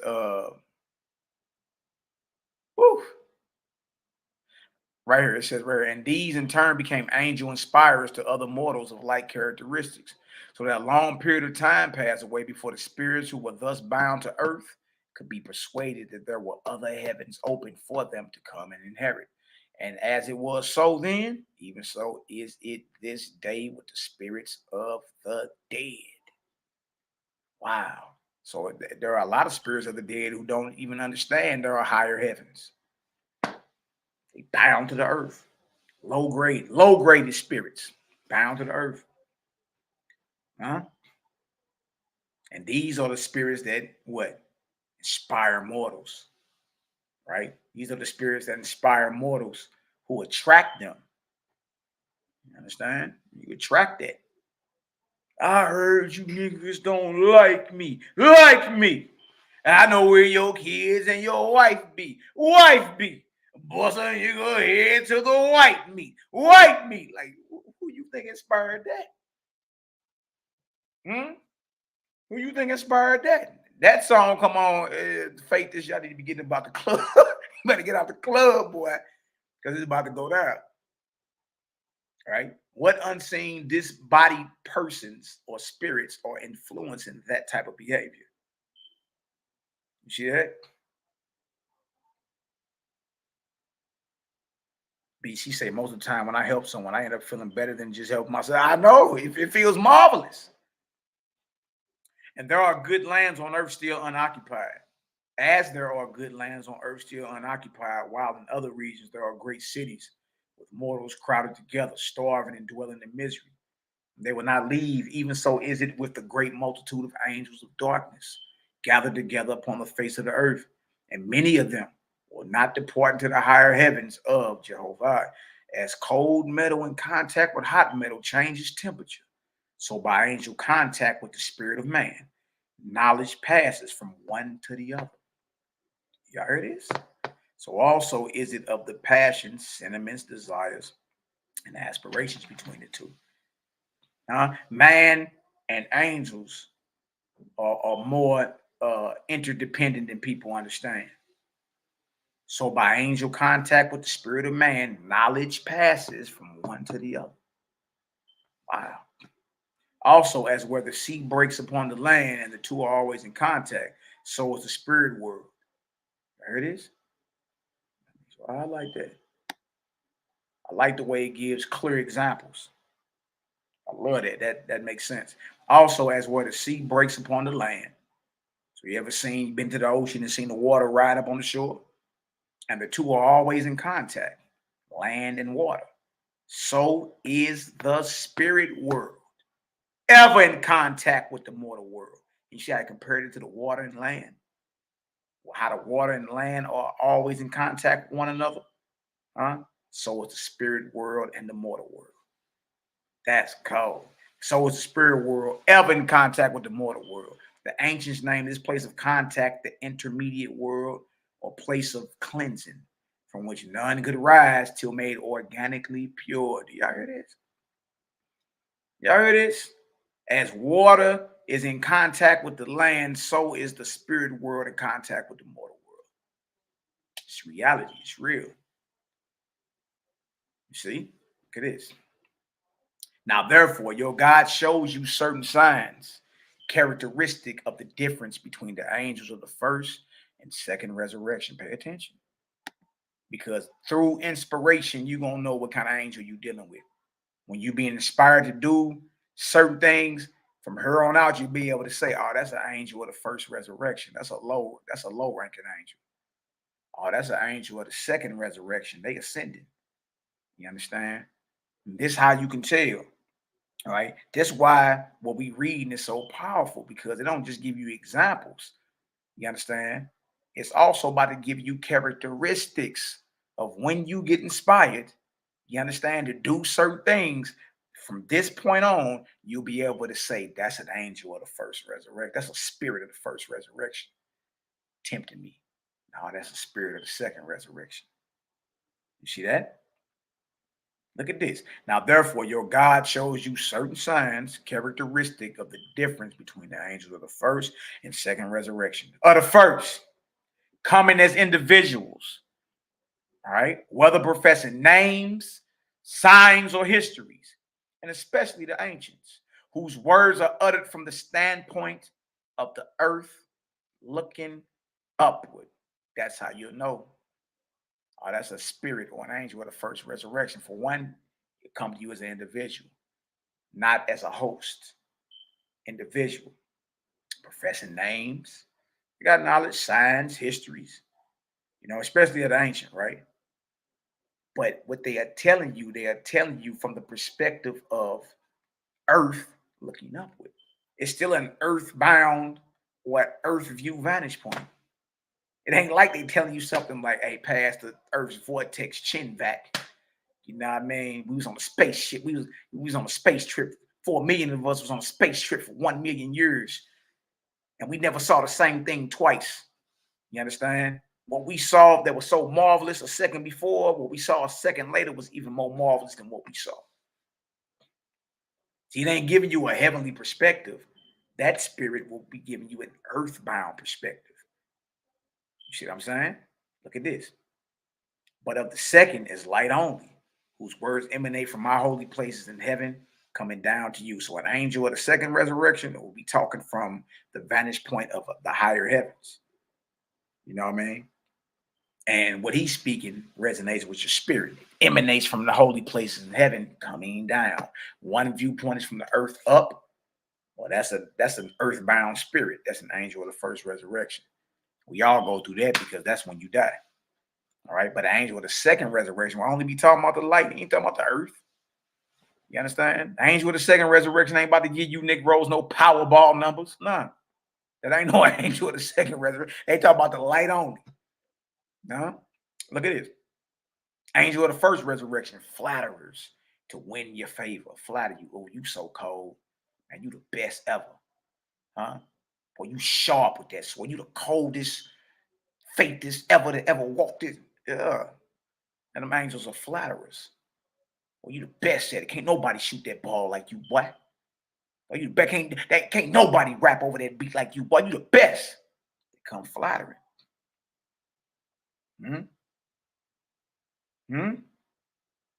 Of the first flatterers to win your favor, whose counsel pertains to yourself and the earthly things. So now you know who talking to you. Well, you know what rank of an angel, what resurrection type of angel is talking to you. Look what they talking about. They come flattering you to win your favor. And the counsel ain't about purity and raising others up. It's only about yourself and earthly things. That's it.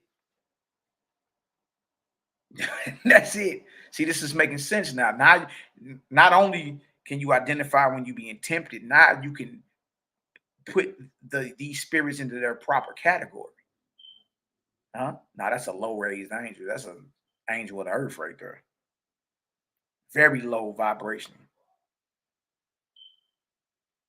See this? Look at it. All right. Of the first resurrection, flatterers to win your favor, whose counsel pertains to yourself and earthly things. Of the second resurrection, to teach you self-abnegation. What does abnegation mean? Right? You're selfless. Right? You're going to abnegate or not even trip off yourself. You're going to focus on what others got going to better them. Dang. Selfless, huh? Self-abnegation is selfless. All right. So at a high-raised angel, or you get the inspiration, you understand, to be more selfless, to help others, to not be all about it's my birthday. No, birthday. Well, it's my birthday month, Jack. Nigga, I'm partying every day of the month. Like that. You understand?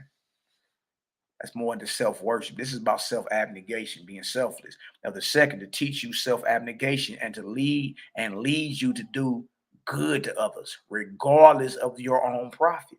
Regardless if you're going to profit off of it or not. You still are there to be selfless and do good unto others, regardless if you profited from it or not. See, the only reason it's hard to vibrate higher and to raise up is because we still in love with the carnal man, the lower man, that flesh. You see? He said, regardless if you have a profit off of it or not. Now, the second, to teach you self-abnegation and lead you to do good to others, regardless of your own profit, caring little whether you are prosperous on the earth, provided you shall be raised up in time to come. Like, you ain't tripping off none of that. That's how you get your higher grades dealing with the Creator. You dig? Now, I was thinking if all of us had that same type of mindset. All right, it ain't about me, it's about you. When we work and strive to raise each other up, I pour into you. Worry about me later. You know what I mean? But so if a spirit come to you talking like this and inspiring you to be selfless and to help others and to do good to others, regardless if you prosper or not. Help that old lady in the house with them groceries, boy. Look at this. And you can care little about your prosperity on earth. Look at this. For the revelations of the second resurrections come from the light of my holy counsel, who have abandoned their earthly habits and desires. So it ain't an angel of the second resurrection if it got anything to do with your earthly desires. Or earthly habits. That ain't no angel of the second resurrection. That's a low angel right there. Knowing that the way of rising up everlastingly is by constantly putting away the conditions below. Now see this? Oh, wait. Wow. Your God comes not as an individual, neither do my lords, nor holy angels, though they come in my name. I come in legions of thousands and millions. Oh, it ain't no individual he's sending to you. All right? Like they roll as a brotherhood. You understand? They roll as a team. That's how it works. I come in legions of thousands and millions, nor does the inspiration from my kingdom vary one fraction from what it has ever been. Nor does the inspiration from my kingdom vary one fraction from what it has ever been, except in greater fullness. He said it only gets better. It only gets better. According to the increase of capacity in mortals to receive knowledge. The spirit of my heavens pervades my words. Through my holy angels, I have spoken to you from my youth up. And in my revelations, you perceive the touch of my hand. I cry out order, purity, discipline, justice, and good works, or retribution. Oh man, beware of angels who say, listen to this. Oh man. And y'all, we in a time of high visitation. The unseen realm is becoming more and more seen as days go by. So you need to understand the character of the Creator. You need to understand even the character of these false deities and makeshift gods you got in your shoebox. You need to understand that. All right? Oh man, beware of angels who say, in heaven there is no organization, no God, no holy council, no discipline, no order, no teaching, no self-denial, or who say there is no Yahweh, nor God of his, nor any government in heaven, or who say there is no bondage after death, no place or condition of suffering, or who say when you die, your spirit shall enter paradise and dwell in perpetual ease and glory, or who say heaven is an endless summer land with silvery rivers and golden boats for all, or who say, eat, drink, and enjoy yourself for the gratification of your earthly passions, for when you are dead, your path shall be straight to glory, or who say, heap up riches, but there is no punishment after death. Or who say, do not turn your thoughts into your own soul to discover your ungodliness. For when you are dead, your spirit shall revel in bliss. Or who say, the angel world is a place of progression without self-abnegation and good works. Ain't no progression without being selfless and good works. Ain't no progression. Right? He's telling you, don't listen to any of these spirits who say this. You know, it's not of creator. Those are low-ranking angels, spirits of darkness. Look at this. Who says, behold me, I am from the highest, most exalted sphere, or from a far-off star. Or who says, I have visited the planets. Or who says, resurrection comes by reincarnation. Here it goes again. Yeah, that reincarnation is off. Reincarnation is off. Crazy part about it, reincarnation and resurrection, reincarnation and bodily resurrection, should I say, is in the Nazarene gospel. Just to be real with you, it is. It did. But either that resonate with you or don't. To me, perpetual everlasting resurrection makes more sense. Makes more sense. You know what I mean? That's just me though. All right. But I gotta keep it real with you. Reincarnation is spoken about in the gospel of the Nazarenes.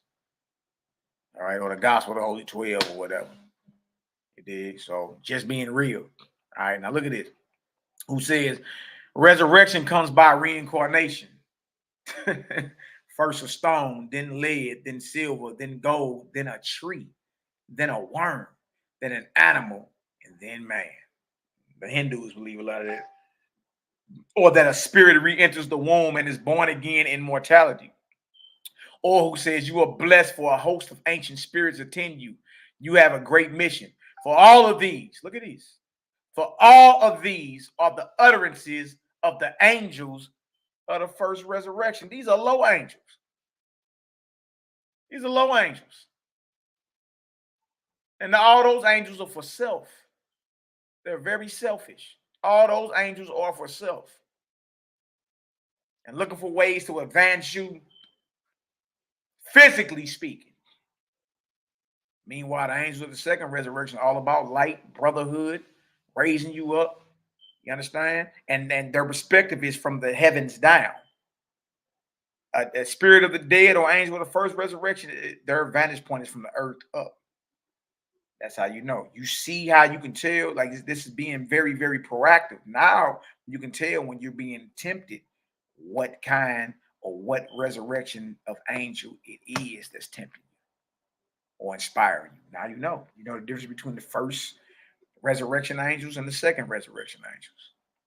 Y'all see that? If y'all get some understanding so far, give me a 2 up in the chat. Bless up, bless up. You dig?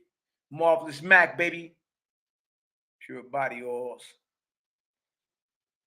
It's that Dior Sauvage right there. I probably got about 7 ounces of that left. You dig? What I got right here. It's a 16-ounce frankincense and myrrh, really 15 ounces. I just sold an ounce of that the other day. You dig? Marvelous Mac, but I can't lie, smell marvelous. It's all good. So we got tools up in the chat. I see you. Bless up, bless up. All right. For all these are the utterances of the angels of the first resurrection. And though they may inspire great oratory, speaks well, and learn discourses, yet they are flatterers and will surely lead you into grief. Good night. Good night, boy. Chapter 4, discipline. Now, this is very important as well. God illustrates the character, and this is true God. It's not a false God. God illustrates the characteristics of mortals accordingly as they are under the influence of the first or second resurrection. Now you be able to tell through your interaction, not just when you being tempted, but when you talking to other mortals, men and women out here. Are they under the influence of the first angels of the first resurrection or the angels of the second resurrection? You see that? See that? I see y'all getting some understanding. Shout out to all the haters, job jackers, and naysayers. We love y'all too.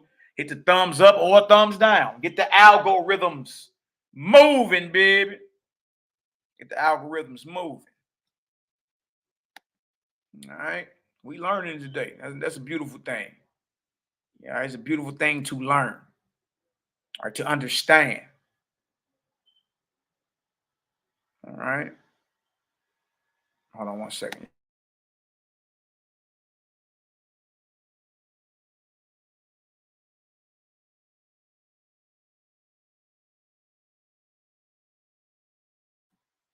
All right, let's get into this. I see y'all getting some understanding. It's all praise to the Most High.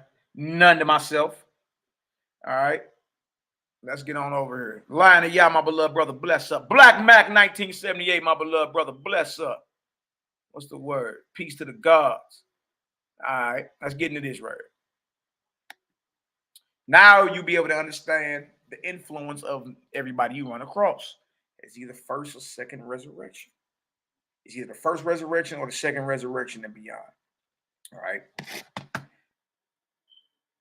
Consider the words of your God, O man, and profit in the application of your judgment for the everlasting growth of your soul. Do y'all hear this?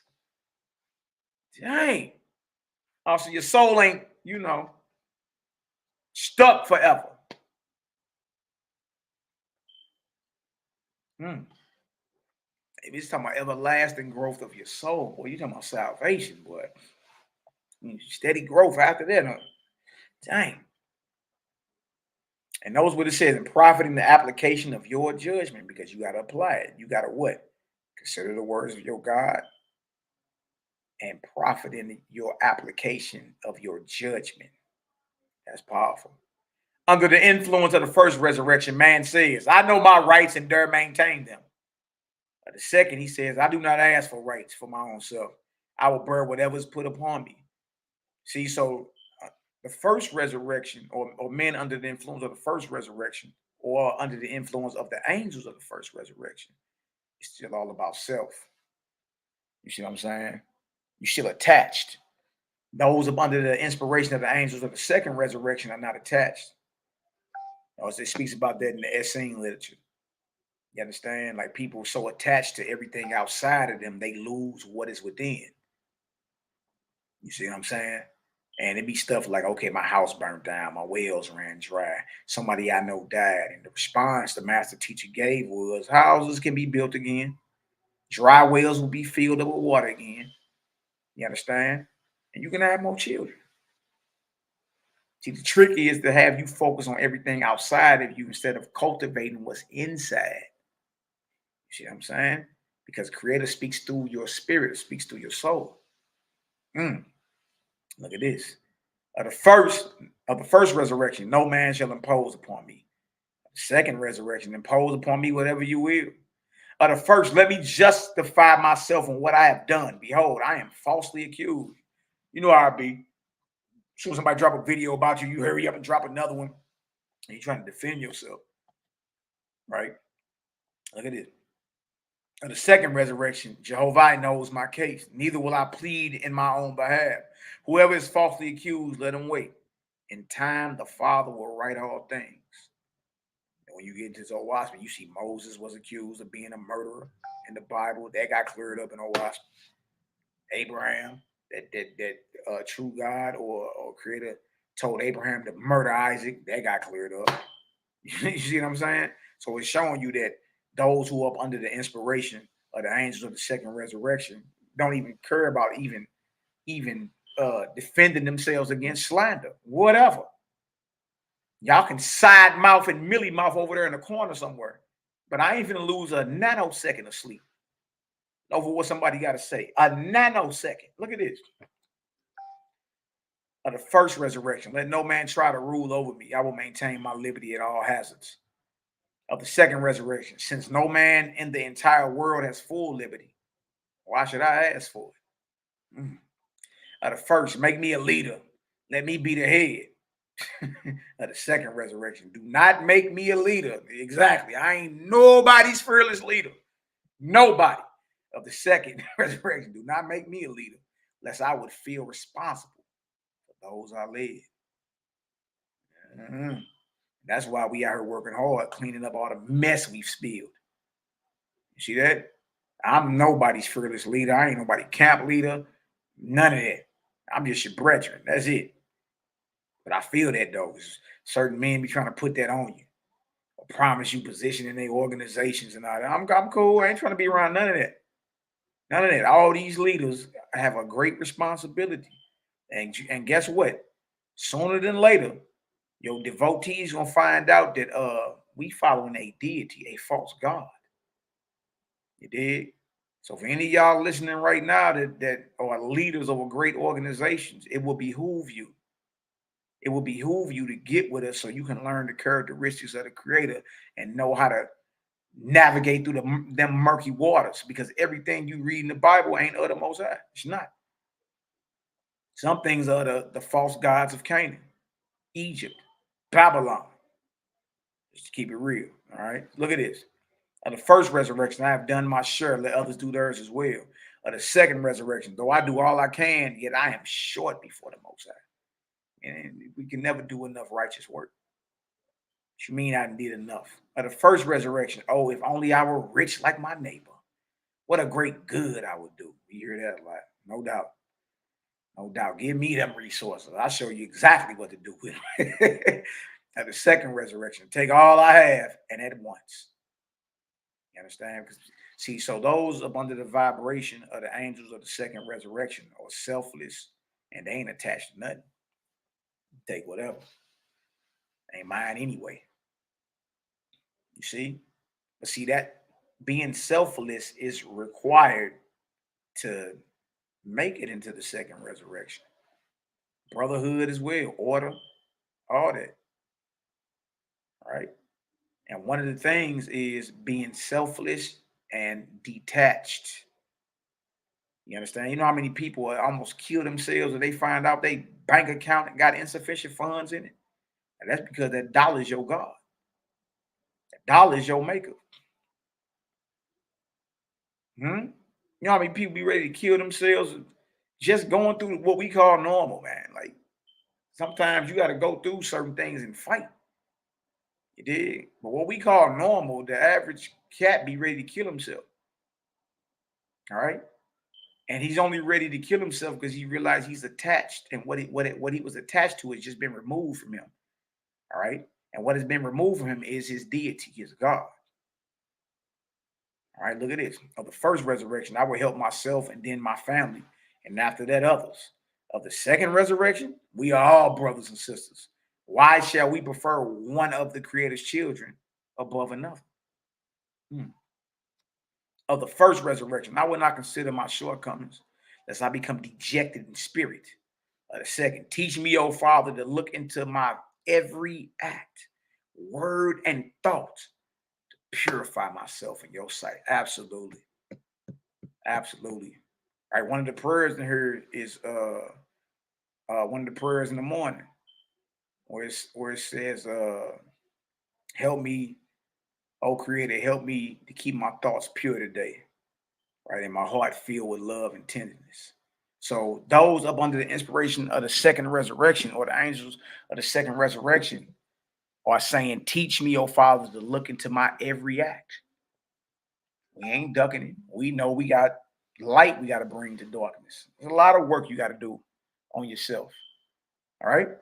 But teach me to look into my every act, word, and thought, to purify myself in your sight. Now, the first resurrection, what might the world say? My reputation is at stake. Over here tripping on what somebody else got to say about you. Huh? Man, there was a whole bunch of mealy-mouthed Negroes here, like a 20-man panel against me last year, called themselves condemning me. My reputation is at stake. Whatever. Dropped a 100-round clip on them boys. Nazarene edition, Port 97. You dig? So whenever that happens, guess what? Just put your head down and do more work. Focus. And when the dust settles, every mealy-mouth, mumble-mouth, side-jawing Negro, guess what? It's quiet on the set now. Quiet. Nobody got nothing to say. If they do, it's all rhetoric and opinion. It ain't nothing. It ain't nothing like, oh, y'all can disprove what you ain't none of that. It ain't none of that. So deep down, they already know we saying is right. So you can't be like striving to be a son or a daughter of light and tripping off what others got to say about you. The great men and women of old would care less what somebody got to say. And I'm the same way. I don't care nothing about what you got to say about me. Nothing. Care less. Look at it. The second, what will Yahweh say? With him, I must preserve my reputation. See, those under the angels of the second resurrection say, look, I'm only concerned about preserving my reputation with the Creator. Huh? Everything else, I ain't losing a nanosecond of sleep over no mumble mouth Negro at all. With him, I must preserve my reputation more than with 10,000 worlds. The first, whoever injures me shall suffer by my hand. The second, let us render good to those who injure us. Wow. See that? Ooh, y'all getting some understanding? It's going down up in this deal, man. Dang. I'm gonna read this 5 too. I'm gonna read this 5. All right, this is an excellent read. It's showing you how to be proactive. You understand? Showing you how to identify the angels that inspire you, whether they are the first and second resurrection. How to identify mortals, whether they under the inspiration of the angels of the first and second resurrection. You dig? It's showing you how to identify it. All right. Now, this next one is about to show mortals how mortals may attain inspiration from the Most High and from the angels of the second resurrection.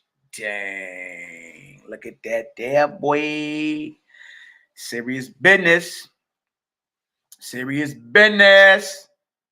I see y'all in the building. Bless up. Okay, we working. We working. We're going to read a little bit of this. Get on up out of here. Right. I thought this was very interesting. I was reading today. I said, I got to share this with the fam. You already know. I have to share this with my family. All right. All right. The unseen realm is more of reality than you understand and know. All right.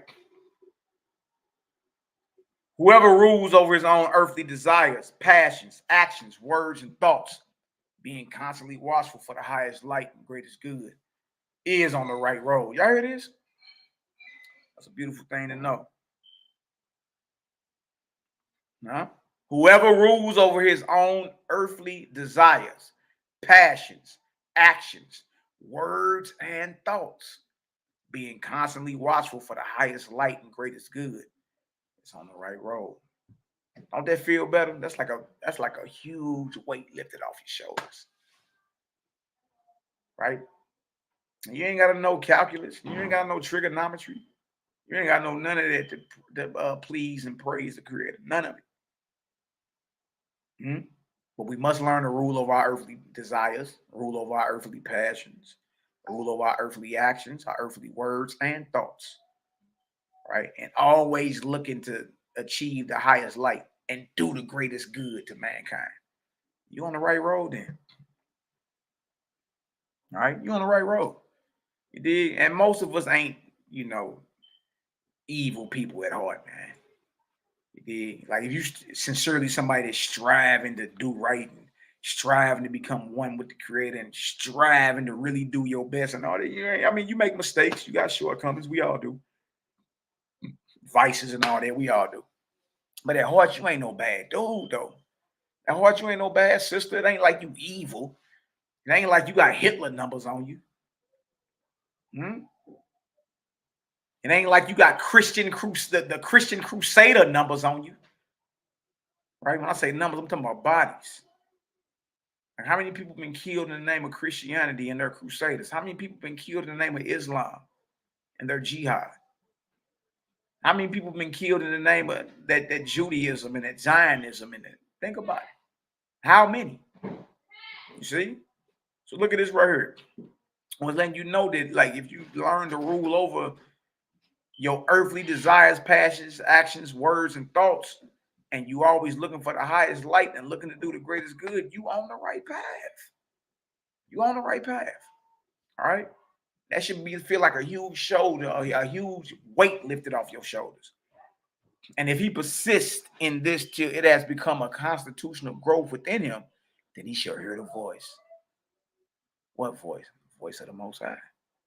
You mean tell me this book is actually teaching you how proactively to attain the inspiration from the Creator and the angel of the second resurrection? Right there. That's cold. That's cold. You know what I mean? Dang. That's what you got to do. Now you can be proactive. Now you can gauge yourself. You understand? Now you can be more accountable and responsible with your own salvation. Wow. Whoever rules over his own earthly desires, passions, actions, words, and thoughts, being constantly watchful for the highest light and greatest good, is on the right road. And if he persists in this till it has become a constitutional growth within him, then he shall hear the voice. Wow. Who then can judge him except those who have also attained to the same high state? Is it wise for the unlearned to dispute with the learned, or the unholy with the holy? Shall the drunken man reeking with foul smell sign the pledge to drink no more, and immediately say, we temperance men, and presume to dwell with the pure? I say to you, till that man is purified and grown to be constitutionally temperate, he is not temperate. Till that man purify himself. This is a message of purity. It's a message of purity. Till that man is purified and grown to be constitutionally temperate, he is not temperate. Consider then the seers and prophets who hear the angels. Whether they have grown constitutionally to be one with purity, wisdom, and goodness. For this is required of those who presume to hear me. Wow. Purity, wisdom, and goodness. Purity, wisdom, and goodness. Y'all do know purity got to do with what you're throwing down your throat, right? It ain't just, you take a bath every morning. It also got to do with what you're throwing down that throat. For this, purity, wisdom, and goodness, for this is required of those who presume to hear me and my holy ones. And having attained to this, who except those who have attained to the same can judge them? Right? Only those who have attained to the level, or have required the level of hearing the voice of the Creator, hearing the voice of angels and all that. Only those who have the same experience can judge whether you sincere or not. Look at this. Shall a man ask a magician regarding the inspiration of the prophets of your God, or the angels of the first resurrection be consulted as to their opinions of my revelations, and the words taken for truth without substantiation? Right? Just like you wouldn't ask a magician concerning the inspiration of the prophets. You for sure ain't finna ask no angel of the first resurrection or consult with them about the revelations of true God. Hey, the angels of the first resurrection ain't got past the clouds. Look at this. Let all things be proved or supported by corresponding testimony known to be true. As the holy man perceives how things should be in the heavens above, so they are. The unholy man sees heavenly things only dimly. He binds himself in ancient revelations which have become corrupted. Good night. Good night. Pour some water on that one, boy. Good night. Did y'all hear that?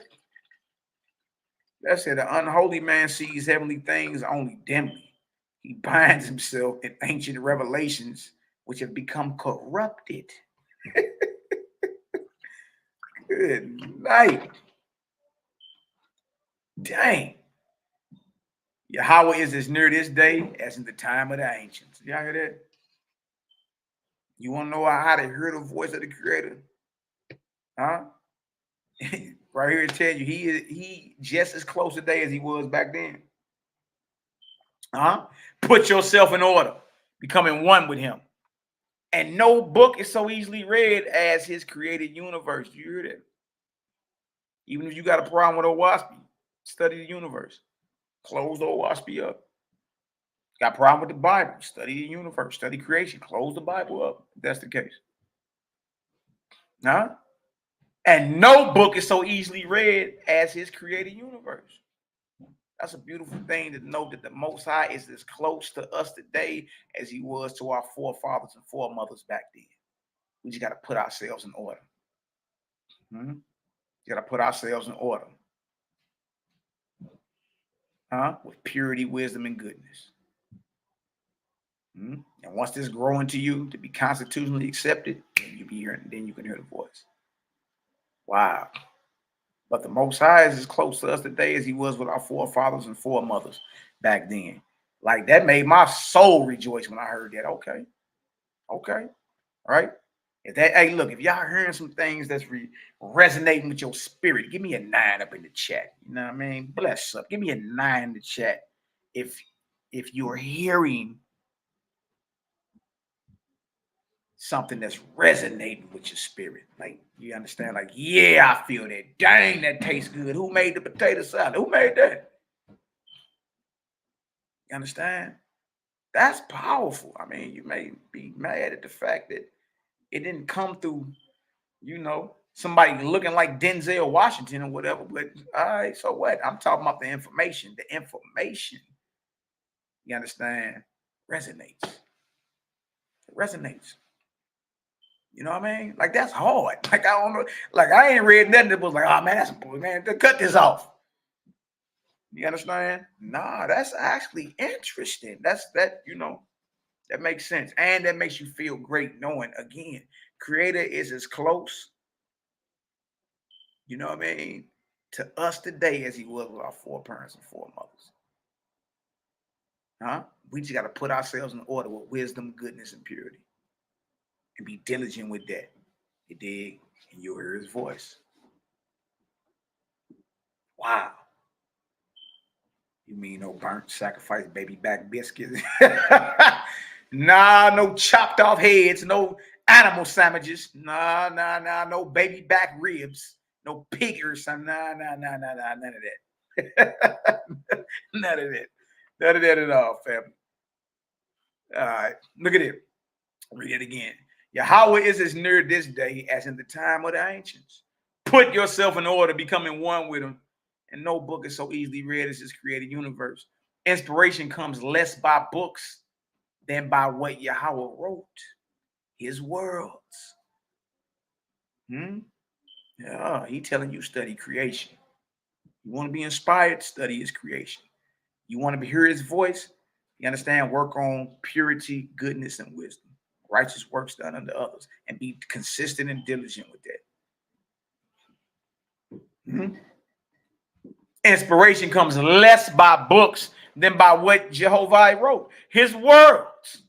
Read him and his works. Frame your speech and your thoughts for him. He will answer you in your own behavior. Man, that's cold. Frame your speech and your thoughts for him. He will answer you in your own behavior. In other words, guard your grill. Get your mind right. You understand? And on your mind should be the oracles of the Creator. Righteous works done unto others. Frame your words and your thoughts for him. He will answer you in your own behavior and in the happiness of your soul. Great wisdom cannot be attained in a day. You heard this?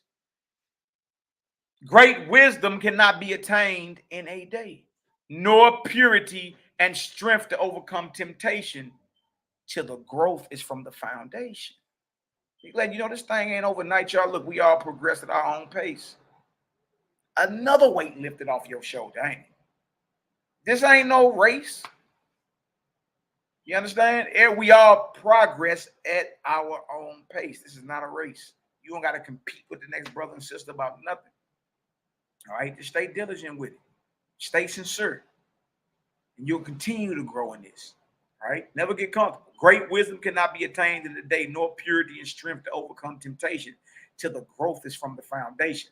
The fool will say the sacred books are no more than man of his own knowledge could write. We hear that, don't we? Oh, he came up with that out of his own mind. The fool will say the sacred books are no more than man of his own knowledge could write. Yet he has not wisely imitated the power of the words of your God.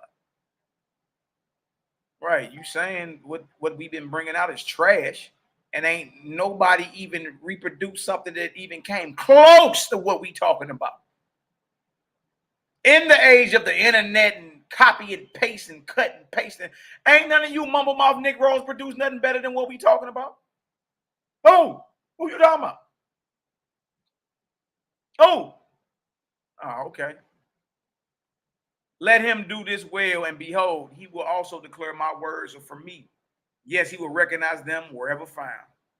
It is the will and wish of your God that all men become constitutionally capable of receiving and comprehending the highest light, and that they shall no longer depend upon any priest, church, oracle, holy book, or upon consulting the spirits.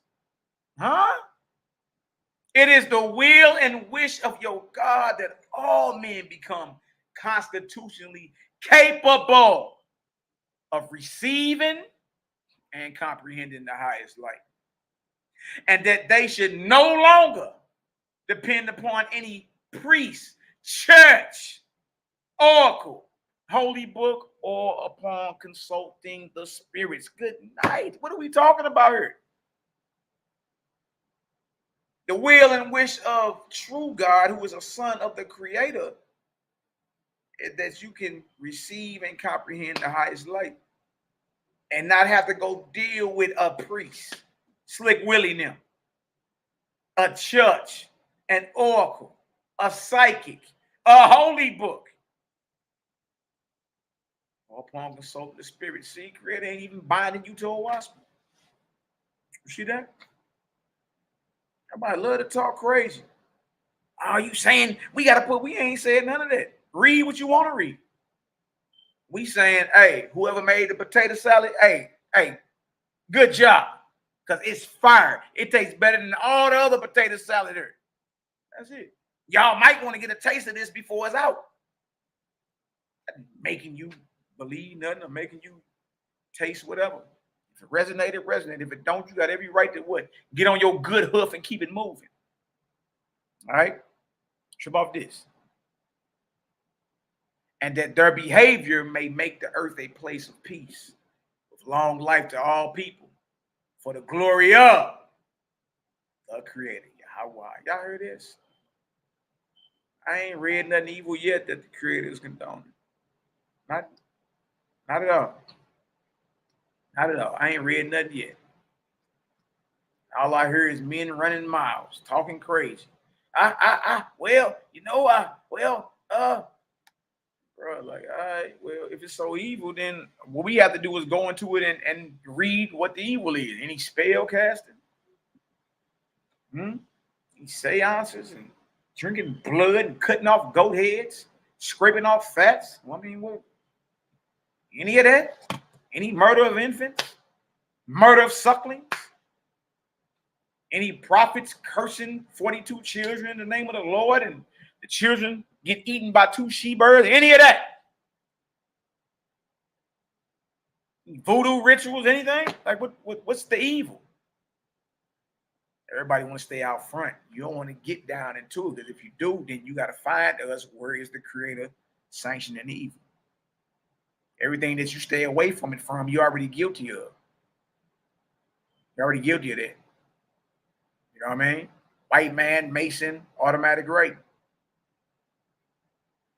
White man done touched every spiritual book you have, directly or indirectly. Mason, so was Solomon, so was King James. You can look it up, the Order of Scone.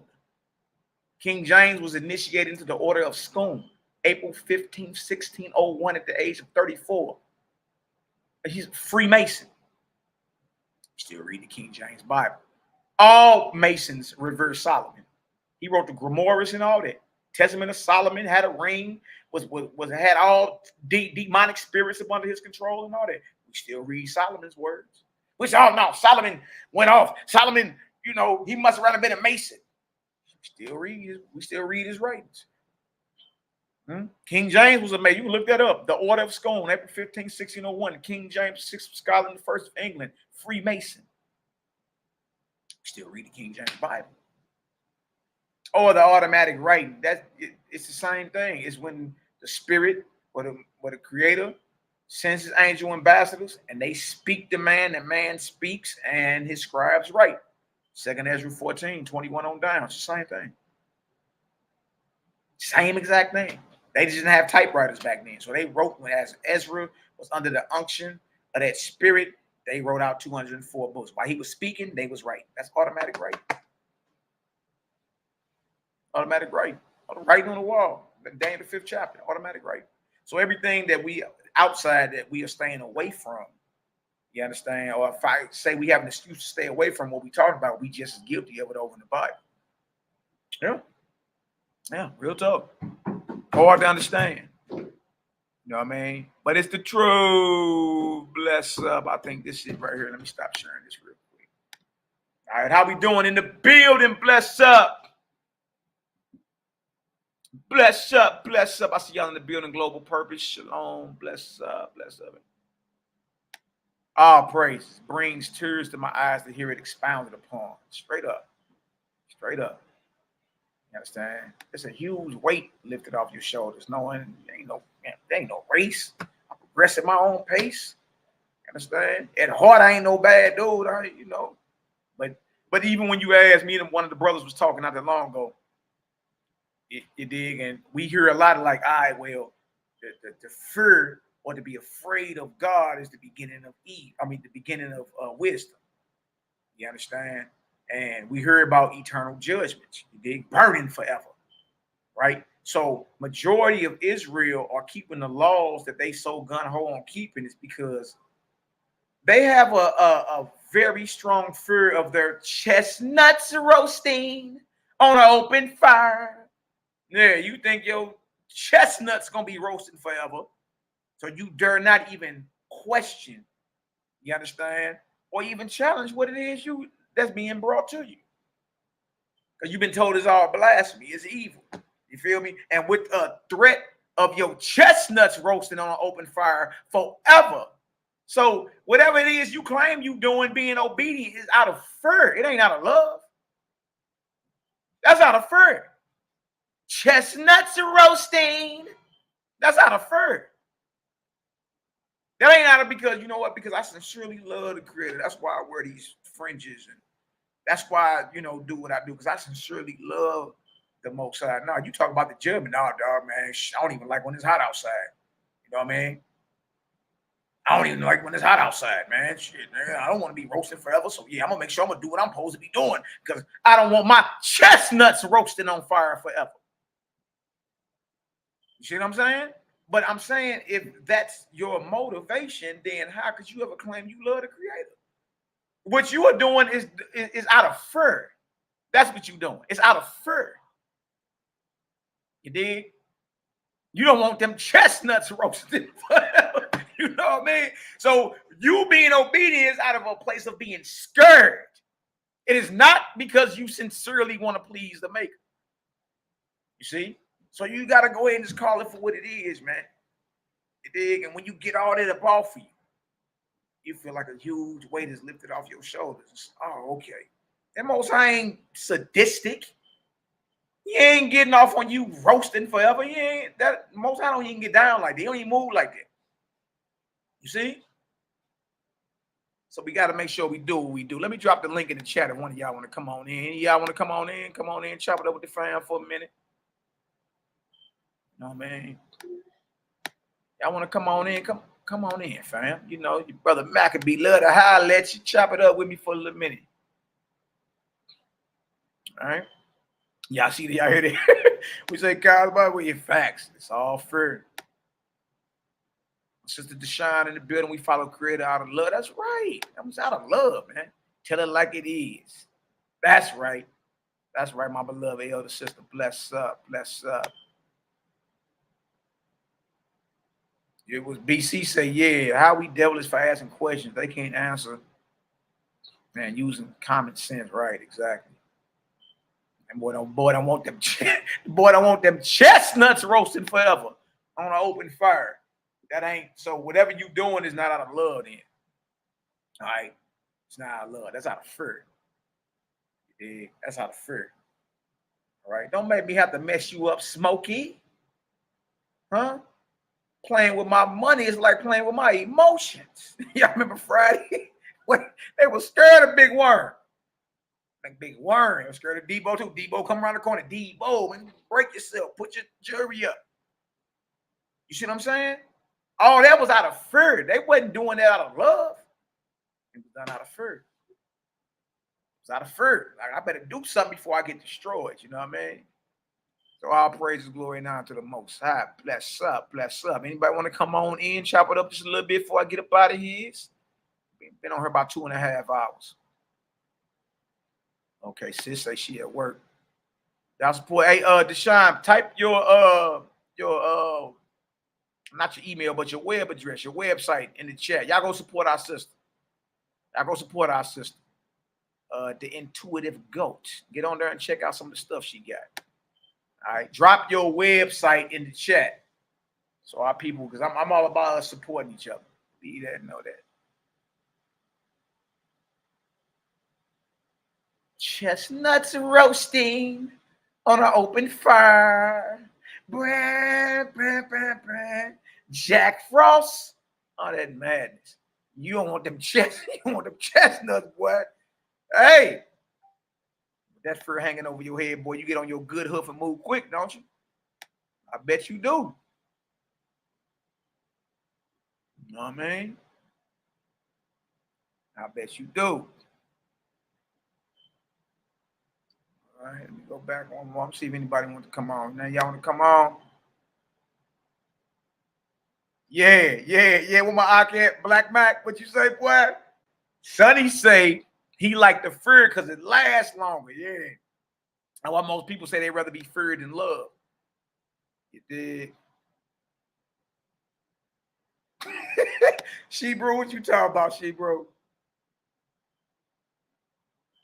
All right, make sure y'all come on through and support Jehovah Chronicles, my brother Cosmine Cal, and the Intuitive Goat tomorrow evening. Is that 9 p.m. Eastern or Central? Y'all go support.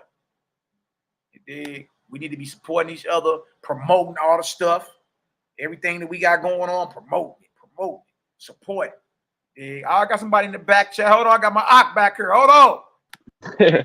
My brother, what's the word, Aki? Shalom, Creative Gang in the building. Creative Gang in the Shout out building. to all the faithfuls in the building, man. It's all love, man. Hey, beautiful lesson, Doc. Promise you, I cried some of the stuff you was opening up. Go ahead. I was just saying, man, that lesson was bringing out so much information I ain't never heard or had unlocked in my brain to even think about before. You see what I'm saying? Now I can discern which level I'm being inspired by the angels. I didn't even know angels was once mortals that passed on or rebirthed into the spirit. You see what I'm saying? So that information right there, man, it just blessed my heart so much. I wanted to come on and just say thank you and all praise to the Creator for the work that we putting in as a family. You feel me? I'm out here. All praise to the Creator, man. Yeah, a lot of that, boy, was when I was reading it earlier, I was like, man, look, we got to share this with the family, bro. You understand? Man, like, I'm glad it makes so much sense to where he'd be like, dang, okay, never tripped off that. You dig? Bro, and ain't nothing about it wicked, ain't nothing about it evil. You know what I'm saying? We can discern that information it can't be coming from low level angels or spirits, like, you know what I'm saying, because it's talking about things that and putting stuff together that we ain't never even considered before. Yeah. But it resonates in truth though with the soul and with the spirit. It makes sense. It does. You know what I'm saying? Like righteous acts done unto others and lifting your brothers and sisters up on a daily basis is what elevates us in the eyes of the Creator. You feel what I'm saying?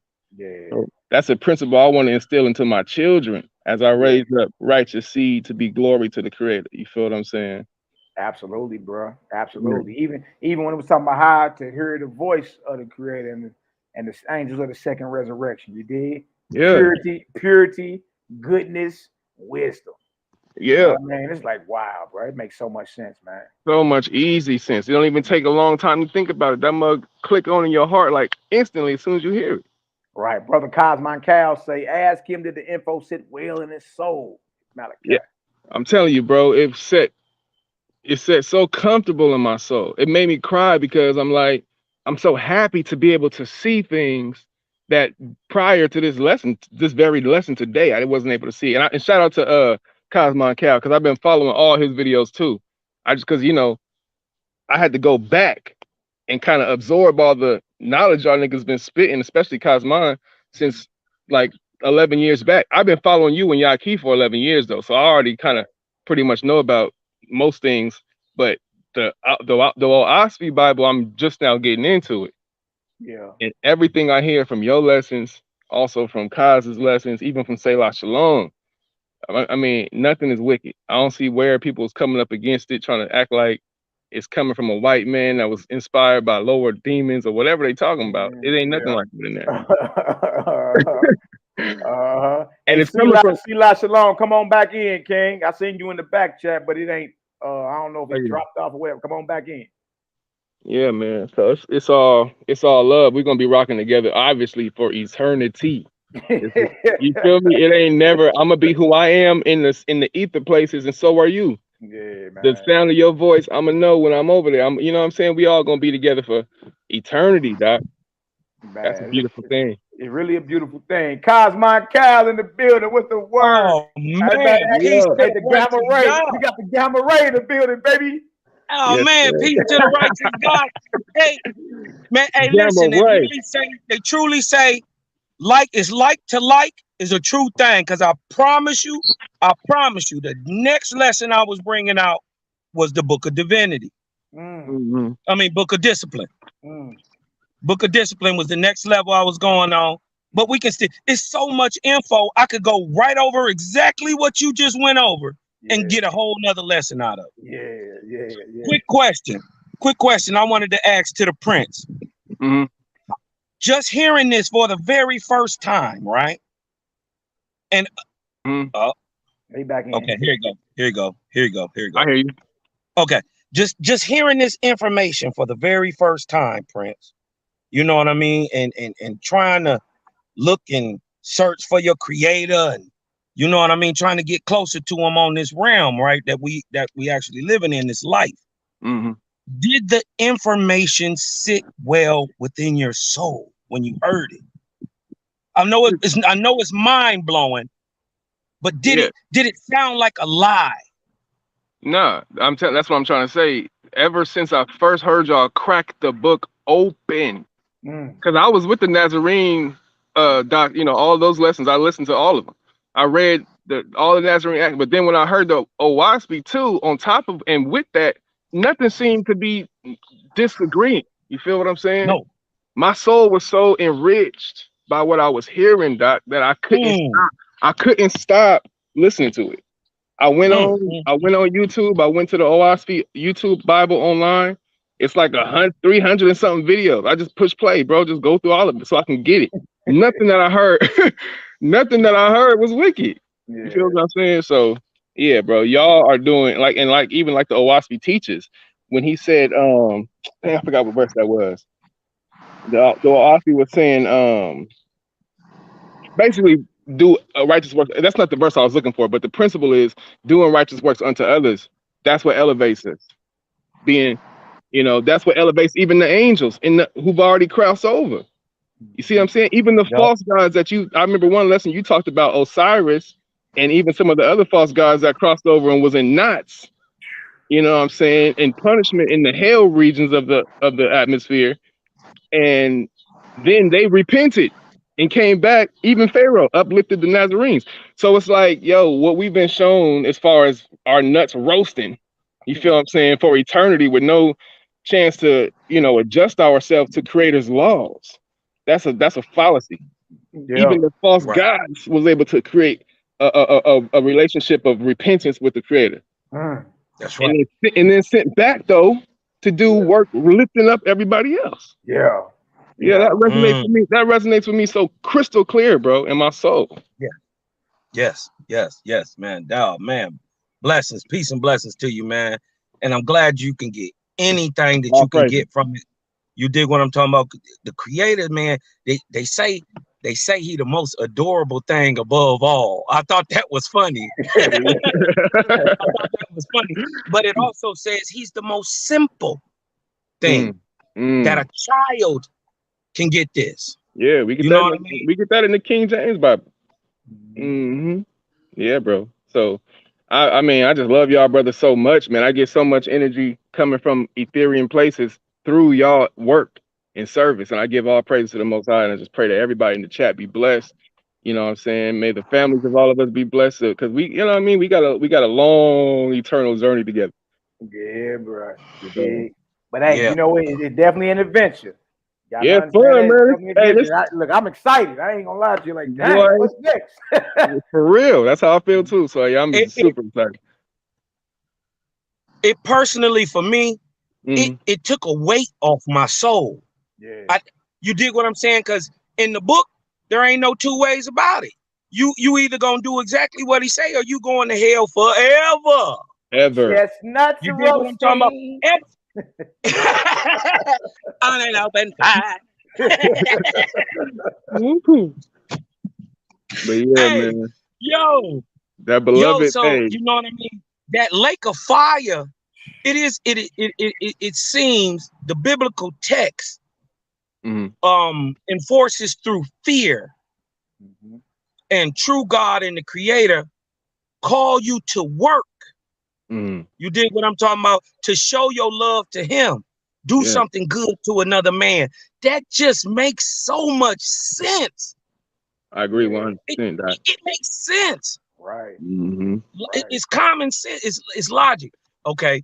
Even check. I mean to cut you off real quick, but I'm gonna bring this out. Remember in the book of John where it talks about how perfect love casts out fear. Yeah. That's in the New Testament. Yeah. So that principle has already been taught even through the apostles. Yeah. We shouldn't be afraid of our Creator. We shouldn't be afraid of the Most High. We should reverence him and love him like a father. He will correct you. You feel me? He's a father. But as far as being afraid that he's gonna send me to hell if I mess up and I'm never gonna be able to get retribution for it, man, come on, man. It don't make sense. Like, look, some it of don't us make sense. If you a father, you already know who punishes forever. Nobody. I mean, you discipline your children and all that, but man, they ain't no punishment forever. No. Eventually, your son say, "Hey, Abba, I get it now." You know what I mean? I learned why I messed up it.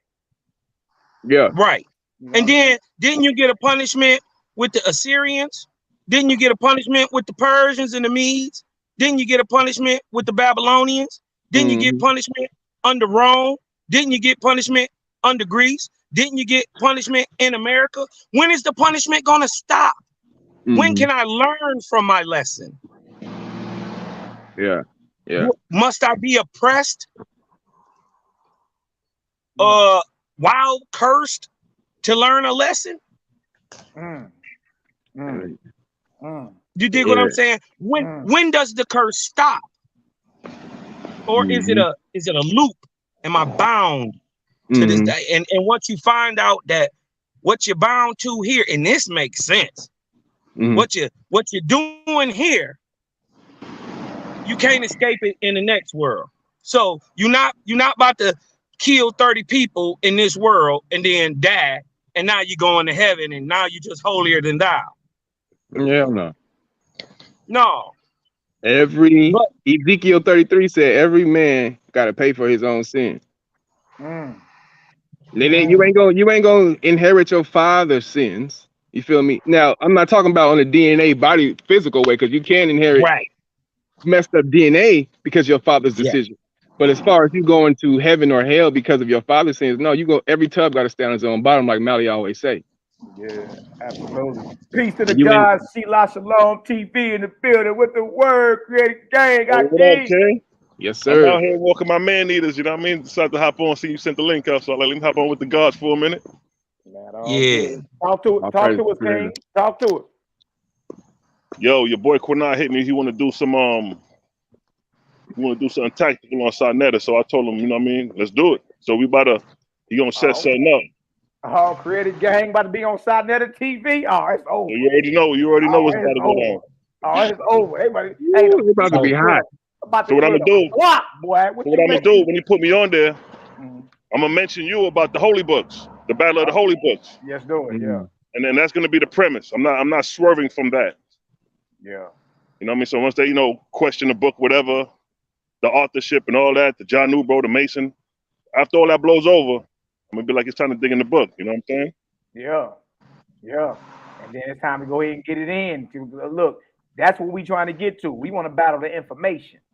We can talk all type of things outside, man. It came like this. So-and-so was a dentist. Well, shit, Noah was a drunk.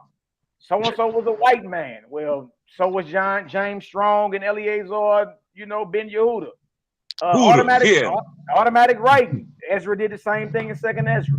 So every excuse that they have to stay away from what we bringing out, they already guilty of it over this way. Already guilty of it. So we gotta get down to the nuts and bolts of the information. We can bang that information, it's on and crack.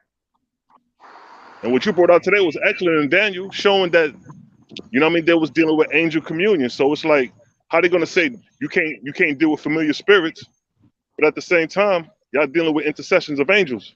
That's supposed to be intercessions of the dead. Exactly. See, the biblical readers have not figured out that the angels are spirits of the dead. They ain't make that connection yet. I just talked to one of my beloved brothers, man. He's a soldier for the Most High too. But I had mentioned to him that the people who had passed away had, basically elevated and learned from the angels to be angelic messengers also. And he cut me off real quick. He was like, nigga, you ain't gonna turn into an angel when you die. You're not gonna turn into an angel. Nobody turns into angels when they die. That's what he told me. Yes, they do. But it's a lack of understanding. That's what I'm saying. I just found out when Malaki taught that today. It was confirmation that bro was off. Whatever angelic entity was telling him that to tell me, it was from a lower angel. It wasn't from the Ethereal ones. That's right. Because they all know the truth that you're gonna be an angel when you die, nigga. That's your birth, your new birth. Exactly. They haven't made that connection yet. Yeah, right. Man. That's heavy. That's a heavy truth right there. Real talk.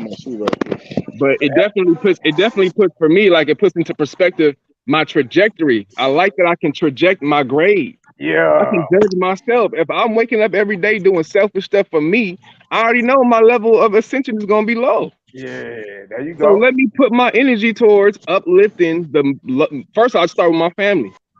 Anybody in my immediate blood family, let me go ahead and forgive them for whatever they did to me. You know what I'm saying? Heal those things, and then know that I'm still your brother. I'm here to help you. Right. You know what I'm saying? And in that perspective I start to permeate out from my immediate family to everybody I meet. You know what I mean?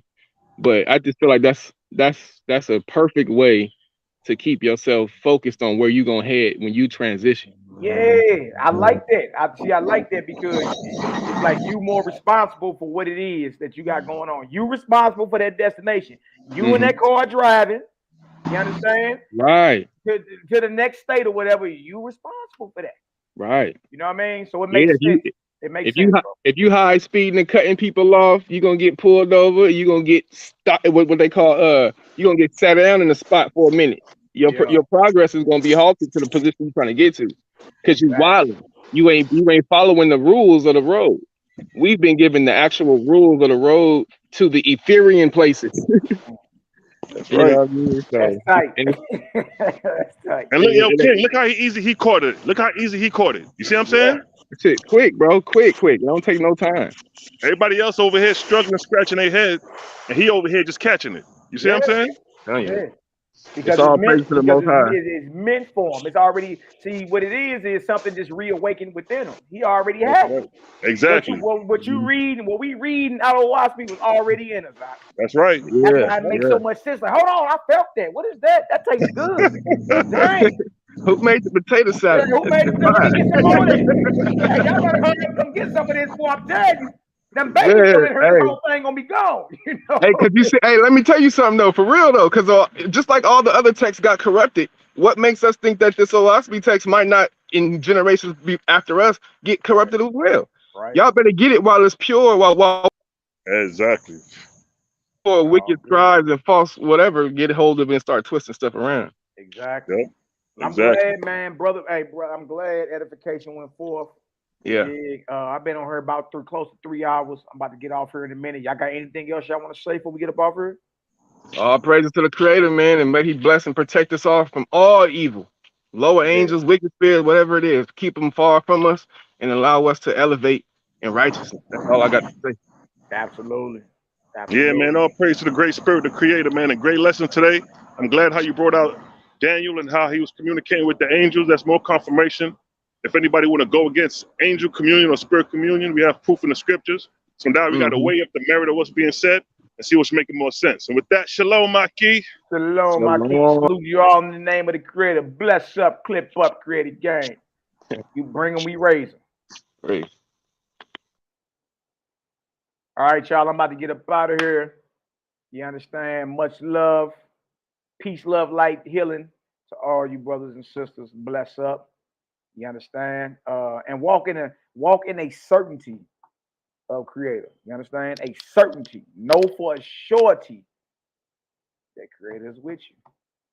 Right? All in all, ever present, always was, is, and ever shall be the mighty Creator. Believe that, know that. You understand? And guess what?